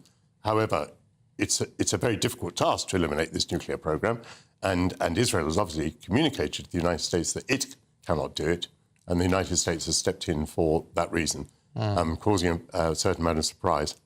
By the way, I think the United Kingdom has cut a rather ridiculous role in all of this, constantly calling for de-escalation. But of course, now that the United States has gone in, the tone of the Prime Minister is rather different. Iran must not be allowed to have a nuclear weapon, and the United States has gone in and taken action. Well, that's not what we were saying yesterday. Yesterday we were calling for de-escalation. No, Keir Starmer's statement is very woolly. I mean, it's neither critical of what President Trump has done, nor is it full-throated support. It's just sort of sitting on the fence a bit. But we are involved, to be absolutely honest, aren't we? Yes and no. I mean, we're a weak nation that cannot make any contribution to this, any serious contribution to this militarily. Therefore, we are impotently standing on the sidelines. In that sense, we're not involved. We are an ally of the United States, and of course, we have assets in the region, and they could come under threat. In that sense, we could be involved. But we must, I mean, presumably, we must have given authority for those B-2 Spirit bombers to operate out of Diego Garcia. We must have given a nod to this at some point. I imagine we were informed. But that would be the extent of it. Yeah. I don't know that, but I imagine we were informed. And given what also we've heard from Iran just overnight, saying that now any American, particularly American soldier, is a target, we have to consider that ourselves, don't we, as well? And look how appalling our security has been at Brize Norton, and then they just caught a spy in Cyprus. Yes. What happened at Brize Norton really is a national disgrace. It's extremely alarming. I mean, for military aircraft to be targeted in that way, they could have been targeted by terrorists, not just by demonstrators. So we need to be very careful about that.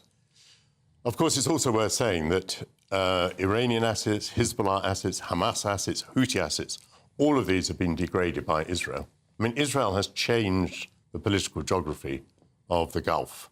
And while we've stood on the sidelines saying, oh, de-escalate, de-escalate, a new reality has been created by Israel in the region.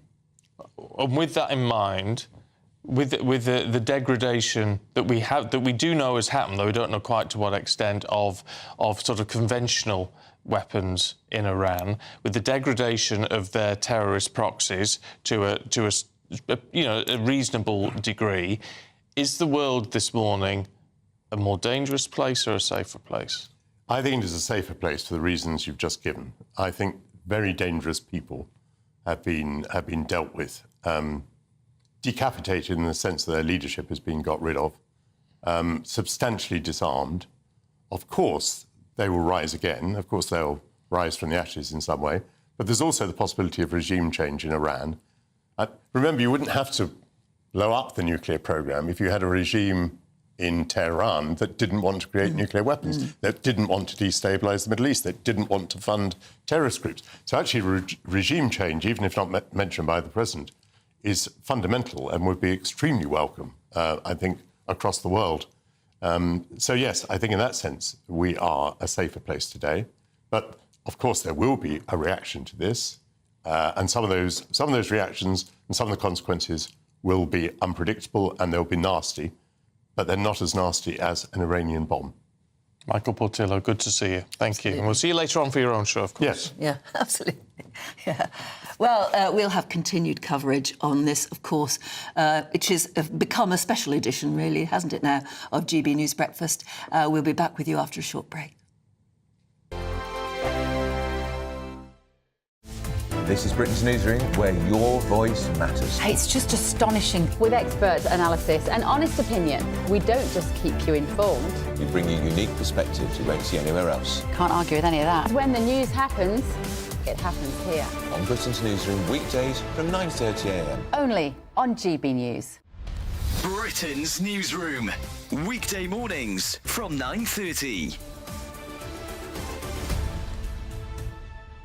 Well, we have found some peacocks. So we've been speaking to people today, hearing from them how much of a nuisance they say they are. It is a real mix though here. Some people saying that actually they're all right, that they're part of the furniture of this village now. You can see this peacock here showing all of its feathers. I'm going to be very honest with you. We have just seen it attempt to mate the peahen that you can see behind it there. And this showing of feathers is part of the thing, what they do to part of the mating call here as well, to try and show all of the feathers off and everything like that. And there's a thing that they do, train rattling as well. I wonder if Mr. Peacock might talk to us. Mr. Peacock, would you? Come on, Jack. Come on, Jack. We need you to get involved. I'm not sure. This is GB News, Jack This Carson? is your big David Attenborough moment, Jack. Any questions to say to the nuisance you might be causing people?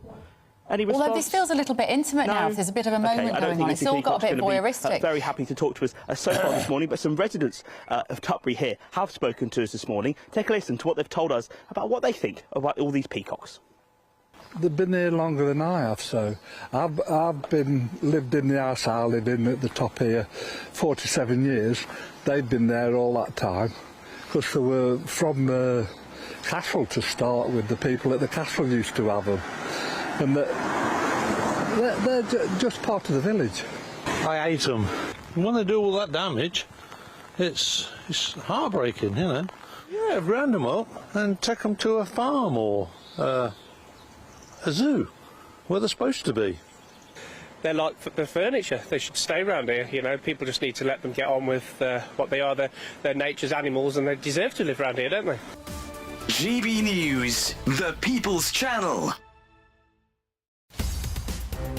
In the GB Newsroom, we bring you the news as it happens. With our team of dedicated journalists across the UK, We're ready to keep you up to date with what's happening every half an hour, every single day. Bulletins here on GB News, the People's Channel, Britain's news channel. No matter the state it's in, this is our nation. Join me, Jacob Rees-Mogg, for a genuine, honest discussion on where we have been, where we are going, and where we are with the people who set the direction. That's State of the Nation every Monday and Tuesday at 8 o'clock, only on GB News, the People's Channel. Right, a reminder of the breaking news this morning at 8:45, and the US has launched a series of airstrikes on Iran's nuclear infrastructure in what President Trump is calling a spectacular military success. And our Prime Minister, Sir Keir Starmer, has since said Iran can never be allowed to develop a nuclear weapon, and the US has taken action to alleviate that threat. Let's talk to the chair of Republicans Overseas UK, Greg Swenson, and the journalist Jonathan Liss. Jonathan, what do you make of the Prime Minister's statement? He's spent the last 10 days talking about de-escalation, and now he seems to welcome the fact that the US has removed the threat of an Iranian nuclear bomb. Well, I think the Prime Minister, not for the first time, wants to have his cake and eat it, or sit on the fence, or the metaphor of your choice. He's saying Iran needs to come to the negotiating table, which is obviously true, but Iran was at the negotiating table. And it's been the policy of the UK government for many years that Iran shouldn't have a nuclear weapon, and that's perfectly legitimate.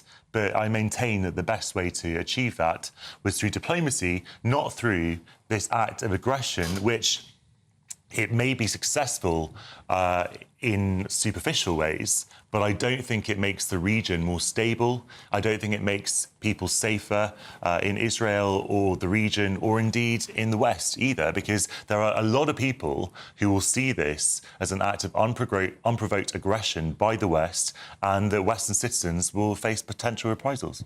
Greg? Yeah, I don't know that it's unprovoked. I would disagree with that. And I think the U.S., President Trump has done the world a favor here. I'm quite sure our allies, but even any country in the Middle East is happy with this outcome. There is great risk if the mullahs had nuclear capabilities. The president gave them every opportunity to negotiate. He tried to use diplomacy. He actually had an ultimatum, a deadline, and they missed the deadline. And if you don't execute the total surrender, wasn't it? But Obama had the same thing with Syria 10, 15 years ago, and he didn't do anything. He let the red line, Assad cross the red line, didn't do anything about it, except, this is an opportunity for the president to be decisive, to do the best thing, not only for the U.S., not only for Israel, but for the world. And to me, he didn't look very happy about the it's decision not he'd taken at all. It shouldn't be a happy moment. Anytime you use military, even a very tactical mission like this, this is something that I'm sure there was great deliberation about,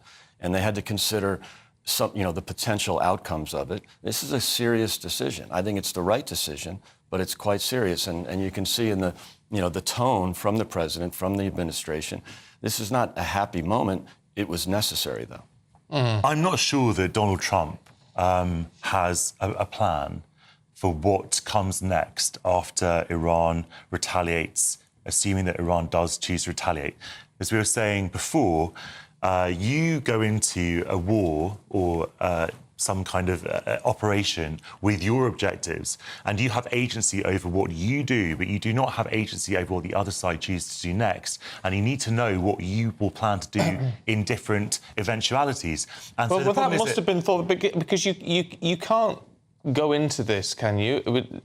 Working out exactly what each side is going to do beforehand. There's always that sense. It's actually quite important that you should do that, particularly as we haven't had any kind of debate in Congress, and there is, a large body of opinion in Congress, not just, from sort of lefty experts or lefty commentators, whatever, in Congress, as well as in the US constitutional opinion, that says that Congress had to be consulted about this, not as an optional expert. Absolutely not. Greg. Absolutely. Well, are you denying that people think that would first of all, they would have given up the entire secrecy of the operation.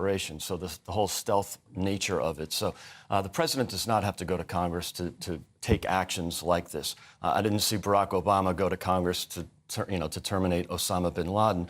And that was a targeted strike against the same reason that the president didn't consult with the Congress to terminate Soleimani in early 2020. So this was a very serious decision. I'm sure they gamed out all the potential outcomes.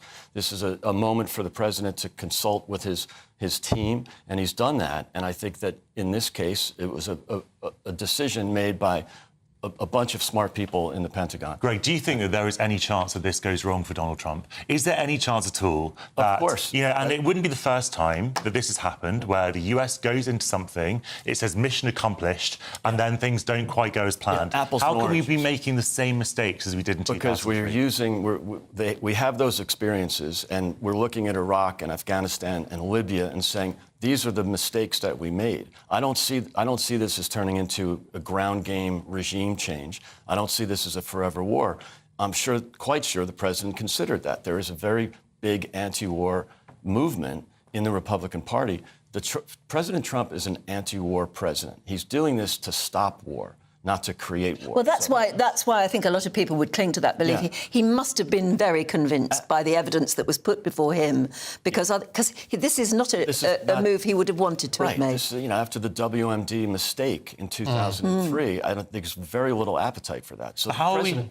Sorry, I mean, how are we so sure that the WMD mistake is not being repeated? Yeah. Just as you just conceded, America's made the same mistake 3 times, not just once. And the UN it came out 10 days ago. They're not exactly pro-Israel, the UN. I mean, for them to come out and say the mullahs are very close to a nuclear capability or enriched uranium, and then it's laughable when people say, oh, it's for peaceful purposes. It's like the most peaceful protests last week. So, look, they don't need a nuclear energy program in an oil-rich country. You can import that kind of uranium. There's only one reason for them to be enriching uranium. They had the scientists, they had the generals. The Israelis did a great job of taking out the leadership of much of the leadership in the nuclear program. Only the United States could do this to really end the capabilities, especially in with the bunker. I mean, the one thing you seem to agree on is that the idea of Iran having a nuclear weapon is a bad thing. But at what point would you be convinced, Jonathan? It seems that without actually seeing the bombs sitting there, on display, surrounded by the mullahs, you're not prepared to believe they were even remotely close to getting one. So I don't think that actually in an ideal world, I don't think anyone would have a nuclear weapon. I don't think Israel should have nuclear weapons, by the way, but I certainly don't support bombing Israel to stop them.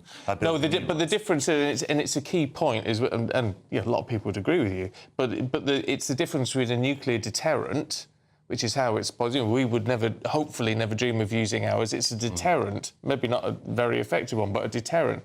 And the idea of Tehran having a nuclear weapon surely wouldn't be as a deterrent. Why not? Because they've said they want to wipe out Israel. I think that the evidence you're using for that is a mistranslated document from many years ago. I don't think that. How about death to America? Death to Israel. That's death to America. That's a slogan. You can't bomb away slogans. Look, you can if they have a nuclear weapon. I think the one thing we can probably all agree on is that the Iranian regime is interested in keeping itself in power, and the last thing that would guarantee that is by launching a war it could never win against either Israel or the United States. Iran cannot defeat the United States. Slogans are not the same as military action. So if Iran wants to destroy itself, that is something they are mulling over right now, because if they were thinking of a nuclear weapon, they may not be able to do that anymore. So they will be mulling over their responsibility within the international world. And they're suicidal by nature. I mean, they don't mind. They're not suicidal by nature. Being annihilated. Well, they're fanatics, right? aren't they? Well, yeah, well, of course they're fanatics, and Ted Cruz is a fanatic as well. Doesn't mean that we should bomb America. Not the same sort. Well, I mean, really watch his interview with Tucker Carlson the other day. The guys are religious fanatics. There are religious fanatics on the Republican right. There are theocrats in the United States, just as there are in Israel and Iran. He's a man of faith. I think that's relatively common in the United States. That's different from being a theocrat. Christian country, and so I think Ted Cruz had made some mistakes in that interview, no doubt about it. I don't think that was his best form. That's for Can sure. I just ask about this business of an exit strategy? That if regime change was achieved, Lord knows how and who would be responsible. But if there was a regime change, then you have a sort of vacuum, don't you? And we always worry about what fills that vacuum. But is it not? It's not America's job to have to think that out, is it? That's right. It's Iran's job. But why? But Anne, if America is precipitating a regime change, then obviously that is America's. What happens next is America's. But America would say it's not precipitating regime change. It wants to bring them back to the table, but it would welcome regime change if it happened organically. Yeah. We are talking about what's happened today. What's happened today is not going to bring about regime change. If things escalate, as things often do in the next coming days, and regime change is the answer, because we know the Israeli leaders have said openly they want regime change, and they want to take out the Ayatollah and all this stuff, which would bring about profound instability. And as I said before, what does that mean? If you are destabilise a country of 90 million people, what happens in that country? But if this is giving an opportunity for the people of that country to bring about their own regime change. Is that what happens normally? Or do you have total anarchy, sort of splits, factionalism, civil war? Is it normally the case that when the United States bombs a country so the government falls, the people have organised a hasty general election and peace follows? But America's job here was to stop the bomb. That's right. To stop them developing a bomb. They have not said, and Trump has not said, his objective is regime change. So it's not his responsibility to invent a new regime. Well, as I say, it's not. It might not be his casus belli at the moment, but it's certainly the objective of his ally Netanyahu, who said it over and over again that is what he wants. And so right now we have Trump praising Netanyahu and saying that he's in lockstep with Netanyahu on this operation, and you have a very bullish Netanyahu giving his response there, saying how wonderful America was. So if that carries on and regime change does happen... Whatever the outcome is, it's obviously unpredictable, but they'll be doing it without nuclear capabilities. That's the most urgent thing. Great point, Anne. I think that the world did not want the mullahs, the regime, to have nuclear capabilities. President Trump made a great decision to take that out. If there was some collateral damage, minimal, I would argue. Very successful operation. Pilots were returned home safely. So, this isn't the Jimmy Carter helicopter in the desert moment. Perfectly executed. Now the mullahs do not have nuclear capabilities. That's the most important thing here. Whether there's regime change, whether that happens, great, but they'll be doing it without nuclear capability. OK. Greg Swenson, Jonathan Liss, thank you both very much indeed. We'll have more coverage coming up of this special edition. We're kick-starting summer with your chance to win our biggest cash prize to date, as there's an incredible £54,321 in tax-free cash to be won. What would you spend it on? A brand new car, the holiday of a lifetime, or just sit back, relax and remove some of those day-to-day financial stresses? For another chance to win Text cash to 63225. One entry costs £2.50 plus one standard network rate message. Or text bonus to 63225. 5 entries cost £5 plus one standard network rate message. Go to gbnews.com/win. Entries start at £2.50. Call 0903 686 3232. Calls cost £2.50 plus your network access charge. Or post your name and number to GB14 PO Box 8690 Derby DE1 9TT. UK only. Entrance must be 18 or over. Lines close at 4 p.m. on the 1st of August. Please check the closing time if listening or watching on demand. Good luck. Britain's newsroom. Weekday mornings from 9:30. What do you think? Is there personal agendas being pushed in schools by maybe individual teachers, or perhaps it's the ethos of the entire school? I don't think it's not widespread, but there are isolated incidents where, you hear about teachers who have put too much of their own personal opinion into things. And it's actually in the Teaching Standards of England, Part 2, about your professional and personal conduct as well, and also the prevent duty. So I think it's not widespread, but we do hear of cases where teachers have been struck off for this behaviour. So are there quite strict guidelines then, Christine, on what teachers can bring to the classroom? And would you know if a teacher is stepping outside of those boundaries? Yeah, 100%. You, as a head teacher and as a senior management team, you need to look at the curriculum, what's being taught, and that how it's delivered within the classroom as well, because there are strict standards. And if a school is failing in that way, then it's not good at all. Fahima, what might the issues be with this, do you think, from your point of view? If a teacher brings their own ideas about identity politics, let's say, or actually just politics in general, into the classroom, should they be allowed to do that? To be honest, I don't think that teachers actually will bring their own politics into it. I think it's just their style of teaching, regardless of their opinion. I don't think they can rewrite history. It's only about expanding it. And good teaching presents multiple perspectives, especially in a diverse country like Britain. And it doesn't mean it's erasing sort of any sort of content or traditional. It just means that we're just, adding different voices and critical thinking. That's the whole idea about education, is critical thinking and not blind agreement. GB News, the People's Channel.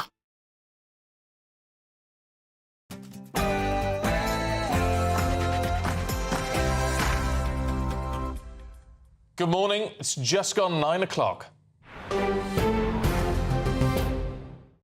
Breaking news this morning, the US has launched a series of airstrikes on Iran's nuclear infrastructure in what President Trump is calling a spectacular military success. In a late-night address, the president declared Iran's key nuclear sites completely and totally obliterated, warning Tehran to make peace or face far greater tragedy. Thank you very much. A short time ago, the U.S. military carried out massive precision strikes on the 3 key nuclear facilities in the Iranian regime: Fordow, Natanz, and Esfahan. Everybody heard those names for years as they built this horribly destructive enterprise. Our objective was the destruction of Iran's nuclear enrichment capacity and a stop to the nuclear threat posed by the world's #1 state sponsor of terror. Tonight, I can report to the world that the strikes were a spectacular military success. Iran's key nuclear enrichment facilities have been completely and totally obliterated.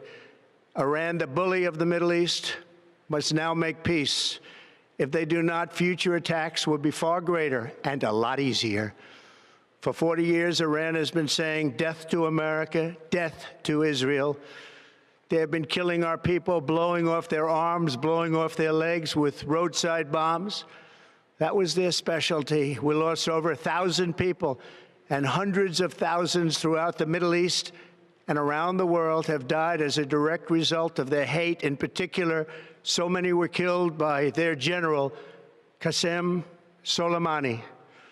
I decided a long time ago that I would not let this happen. It will not continue. I want to thank and congratulate Prime Minister Bibi Netanyahu We worked as a team like perhaps no team has ever worked before, and we've gone a long way to erasing this horrible threat to Israel. I want to thank the Israeli military for the wonderful job they've done. And most importantly, I want to congratulate the great American patriots who flew those magnificent machines tonight, and all of the United States military on an operation the likes of which the world has not seen in many, many decades. Hopefully, we will no longer need their services in this capacity. I hope that's so. I also want to congratulate the chairman of the Joint Chiefs of Staff, General Dan Raisin Kane, spectacular general, and all of the brilliant military minds involved in this attack.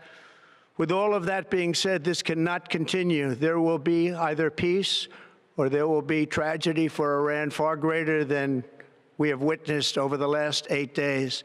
Remember, there are many targets left. Tonight's was the most difficult of them all, by far, and perhaps the most lethal. But if peace does not come quickly, we will go after those other targets with precision, speed, and skill. Most of them can be taken out in a matter of minutes. There's no military in the world that could have done what we did tonight, not even close. There has never been a military that could do what took place just a little while ago. Tomorrow, General Kane, Secretary of Defense, Pete Hegseth will have a press conference at 8 a.m. at the Pentagon. And I want to just thank everybody, and in particular, God. I want to just say we love you, God, and we love our great military. Protect them. God bless the Middle East. God bless Israel, and God bless America. Thank you very much. Thank you.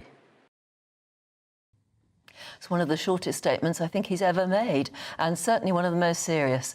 Israel's Prime Minister Benjamin Netanyahu hailed the strikes as a bold decision that will change history, praising what he called unprecedented cooperation between Israeli and American forces.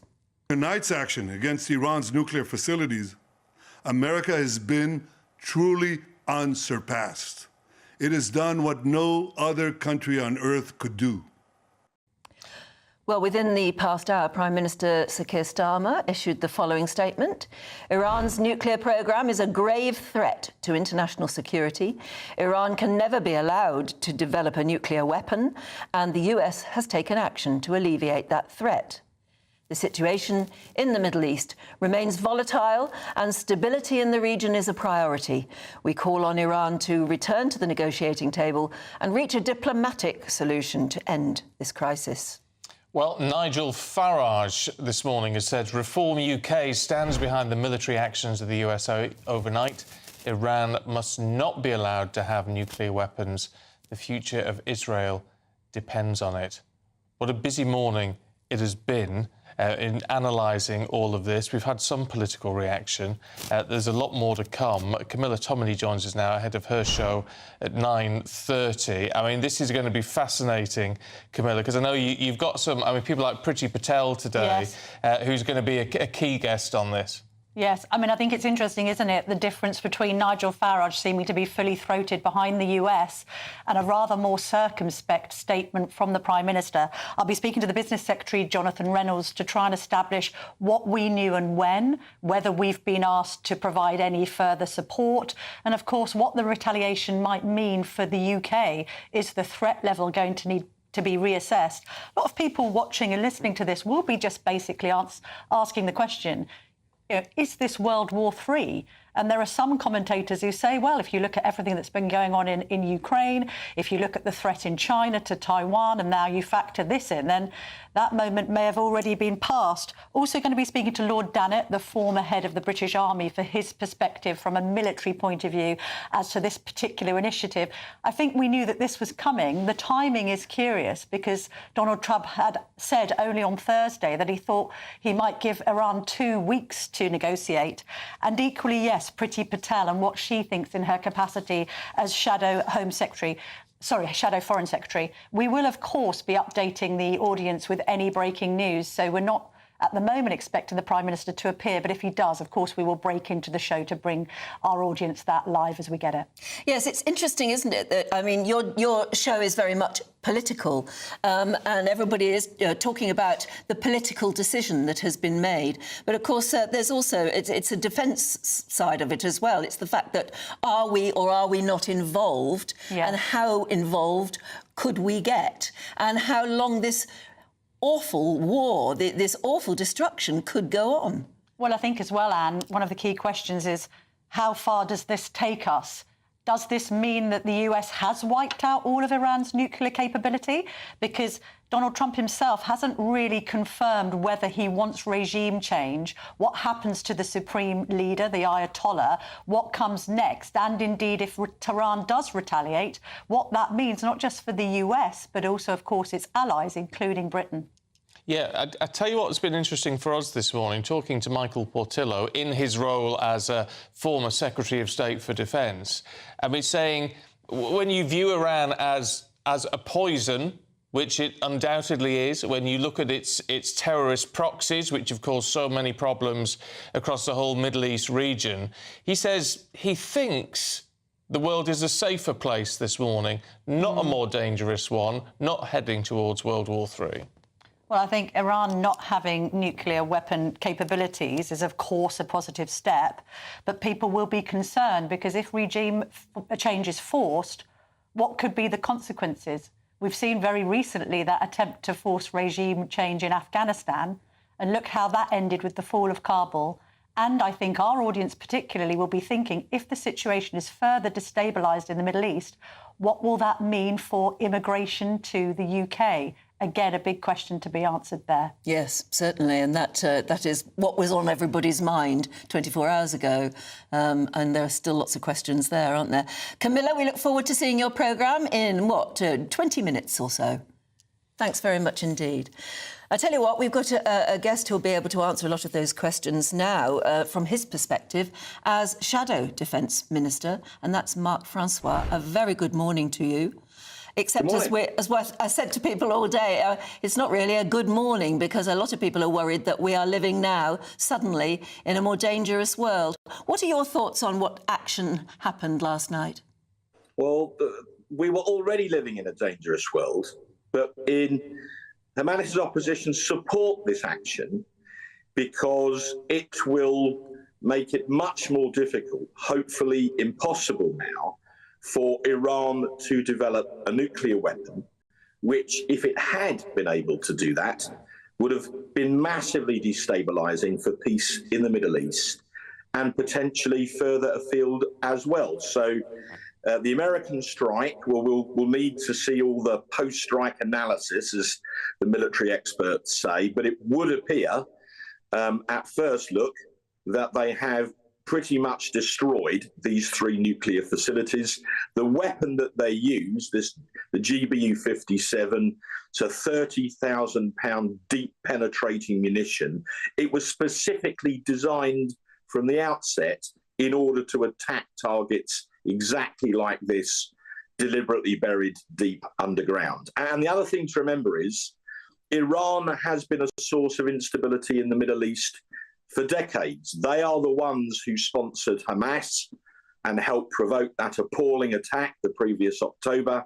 They are the ones who have sponsored Hezbollah for years. They have sponsored the Houthis, who have fired rockets at British ships in the Red Sea. And also they have supplied ballistic missiles to Russia to help them attack Ukraine. So the Iranians are not a friendly state, and we completely support what the Americans have done. It's interesting you make that point, though, because they have been, even without that nuclear capability, which we don't think they currently had, even though they may well have been very close to getting it, they were causing a tremendous amount of instability. Now, take out that nuclear capability, which, as you say, hopefully Trump has done overnight. It doesn't stop them being a real force for instability. Would you like to see regime change or not? I think we will have to wait and see what happens. I think it's too early to get into that discussion the morning after the strikes. But the good news is that it would appear from initial reports, I hasten to stress that those facilities have effectively been destroyed. Now, when Parliament comes back tomorrow, I'm sure the government will make a statement. But one of the things that we will want to question them on is it appears that these B-2 bombers were launched from Guam, not from Diego Garcia. Now, if that turns out to be accurate, there's a question as to why, because the world knows that there have been those B-2s at Diego Garcia for some months.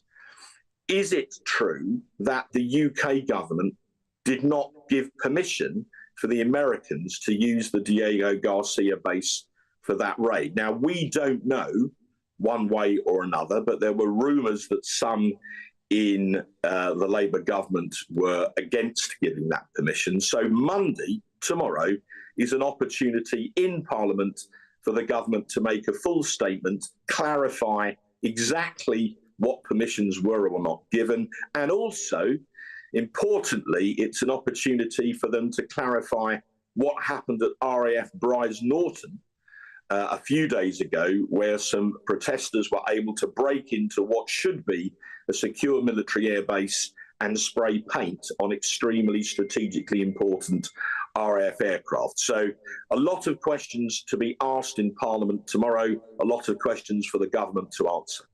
Yes, it's interesting you bring up the security issue of our own bases because, I mean, that would appear to be not up to scratch. And that's very frightening, given what's going on in the world at the moment. It is, and we learned earlier this weekend, I mean, there's been a lot going on. It would appear that an Iranian sympathiser was arrested in Cyprus who had been spying effectively on our airbase there at RAF Akrotiri, where a number of our Typhoons are now based. So when you put all of this together, it is very concerning. We need to be absolutely reassured by the government and the Ministry of Defence that our military bases, and bear in mind, many of the forces' families live on those bases, so we need to ensure their security as well. The Secretary of State, after the Brize Norton incident, announced an immediate review of security of all military installations in the UK. I'm sure that will cover overseas installations like Akrotiri as well. We wanted the government to make a statement on Friday. They didn't, but they absolutely have to tell Parliament on Monday, everything they know about this raid on Iran to disable their nascent nuclear capability, which, as I say, the opposition fully support, and B, everything the government now know, having had a weekend to establish the facts about what happened both at Akrotiri and back home at Brize Norton. The Parliament is a place to ask questions. That's the job of MPs. There'll be a lot of questions to ask on Monday and a lot of questions for the government to answer. OK, Mark Francois, thanks very much indeed. Appreciate your time. We've got continued coverage coming up in just a moment on this special edition of Breakfast. That's great. I appreciate that, Gary. Well done. Thank you. Bye-bye. From the school run to the home run, watch a new show for all of Britain. He can say whatever he wants. A straight-talking show where all voices are heard. And, you know, when are we going to stop talking about smashing the gangs and actually do it? With the stories that matter from every part of our country. There's a bit of a crash landing there for your Chancellor. Bold, fearless and standing up for you. That's me, Martin Daubney, 3 p.m. till 6 p.m, weekdays, here only on GB News. The People's Channel, Britain's news channel. Westminster's full of talk, but out here, it's the real world. Am I allowed to talk now? No, that's it. This is where it matters, real people and real lives. That's what politics is all about. In fact, has Trump made a good start? No. Straight answers, no spin, and just a couple of pints. How many fingers have I got up? About 10. So join me for Lee Anderson's Real World every Friday at 7 p.m, only on GB News. The People's Channel, Britain's news channel. You want to know what's really going on in the corridors of power? Labour don't know what to do with you half the time, and that makes you quite lethal in the chamber. Get behind the headlines with Chopper's Political Podcast. Join me, Christopher Hope, as I sit down with the great and the good of British politics. We'll see where this ruling takes us. These are the stories shaping our nation. Chopper's Political Podcast, available now on all platforms. Listen in and stay ahead. It's Patrick Christie's Tonight, and here we do things differently. It's explaining the absolute madness of this, doesn't it? It's explosive. I mean, this is very good. It's lively. 850. Your government sat there, Sean, and it did nothing. It's controversial. And the Middle East has been in turmoil since before I was born. It's everything you need to kickstart your evening. Everyone's had their Weetabix tonight. I love to see it. That's Patrick Christie's Tonight, weeknights from 9 p.m. Only on GB News, the People's Channel, Britain's news channel. At GB News, we love to hear from you, our viewers and listeners. So drop us a line at gbnews.com/your say. There, you can talk to each other and also to the presenters live on air. gbnews.com/your say. Because GB News is your channel, Britain's news channel. What is the state of our economy? What is the state of our National Health Service? What is the state of our schools? What on earth is going on? Understanding Britain means understanding the state we are in. This is State of the Nation with me, Matt Goodwin, Wednesdays, Thursdays and Fridays from 8 p.m. on GB News. Join me, Nana Akwe, for an informative, interactive news programme with a difference. It's fun. No, you didn't say that, though. I'm so surprised. I think there's an element of truth to that. Join me from 3 p.m. every weekend, only on GB News, Britain's news channel. 9:18, a reminder of the breaking news this morning, and the US has launched a series of airstrikes on Iran's nuclear infrastructure in what President Trump has called a spectacular military success. The Prime Minister, Sir Keir Starmer, has since said Iran can never be allowed to develop a nuclear weapon, and the US has taken action to alleviate that threat. Well, let's get the very latest from our security editor, Mark White. Morning, Mark. Good morning to you. Yeah, there's new video we can bring you that shows the continued Israeli airstrikes over Iran today. They have taken out, we are told, jets and Iranian combat jets, F-35, F-5 jets, I should say, on the ground at an air base in Iran. They have also gone after Iran's mobile ballistic missile launchers, which of course we know have been sending these missiles towards Israel, and they've taken out a number of them. The thing I should say about this, though, Iran have effectively just been using these missile launchers, then abandoning them, knowing that they're going to be attacked by Israel within minutes or even seconds of the ballistic missiles being launched towards Israel. We've had two waves of missile strikes towards Israel this morning, and several impacts actually on the ground in Israel, causing some very extensive damage. Clearly, they have been powerful ballistic missiles that were launched from Iran. Some of the apartment blocks there have been extremely badly damaged. You can see there the whole front facade of these apartment blocks is missing. Others that appear to have crumbled, and there's frantic efforts now underway by the Israeli medical services to try to search for potential survivors under the rubble. The latest number in terms of those injured so far is 16, according to the Israeli medical services. Now, you're looking at live shots of the northern port city of Haifa, with some more worrying news to bring you about the missile defense and alert system in Haifa. The Israeli military confirming that the sirens didn't sound in Haifa this morning. The phone alert systems that pretty much everybody has in Israel anyway did sound, but the actual sirens in Haifa didn't sound before these missile strikes. And they believe there may have been a malfunction with the interceptor launch, so they're looking at that. That is of concern because we know that in recent days it seems that even though Iran has been launching fewer ballistic missiles than it did at the start of this war 10 days ago, they seem to have been more successful in getting through and impacting, in particular, residential areas. Yeah, it's interesting that a lot of commentators this morning have been talking about what sort of retaliation Iran will take, but they are already taking it, aren't they? They're bombarding Israel at the moment.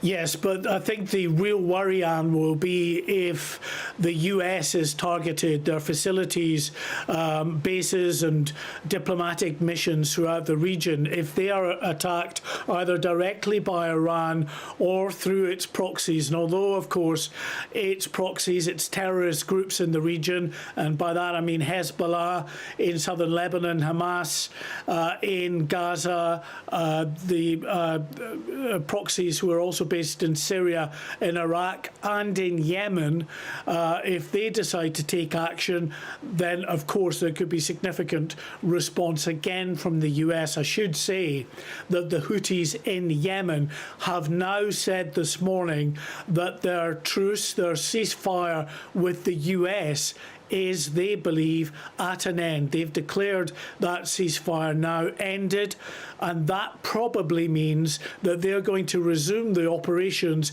that we've seen of going after US, Israeli, well, they've never stopped really going after the Israeli shipping, but other Western nations shipping going through the Red Sea in that particular area and the Gulf of Aden. So some real concerns about what they do, and of course what Iran might do as well in the Persian Gulf and the Strait of Hormuz, where as yet it hasn't launched any kind of offensive action against the commercial shipping and oil tankers in that region, but it absolutely has capability to do that if it desires. OK. Mark, for now, thank you. I know Mark's keeping across all of this for you, across every little detail as we get more through. And, of course, that battlefield assessment, which is going to be crucial in all of this. Trump says those nuclear sites have been obliterated, but really waiting for official confirmation on that. And that will matter such a lot as to decisions that are taken from now on. That's it from us, but do stay tuned, because up next, after the weather, Camilla Tominey.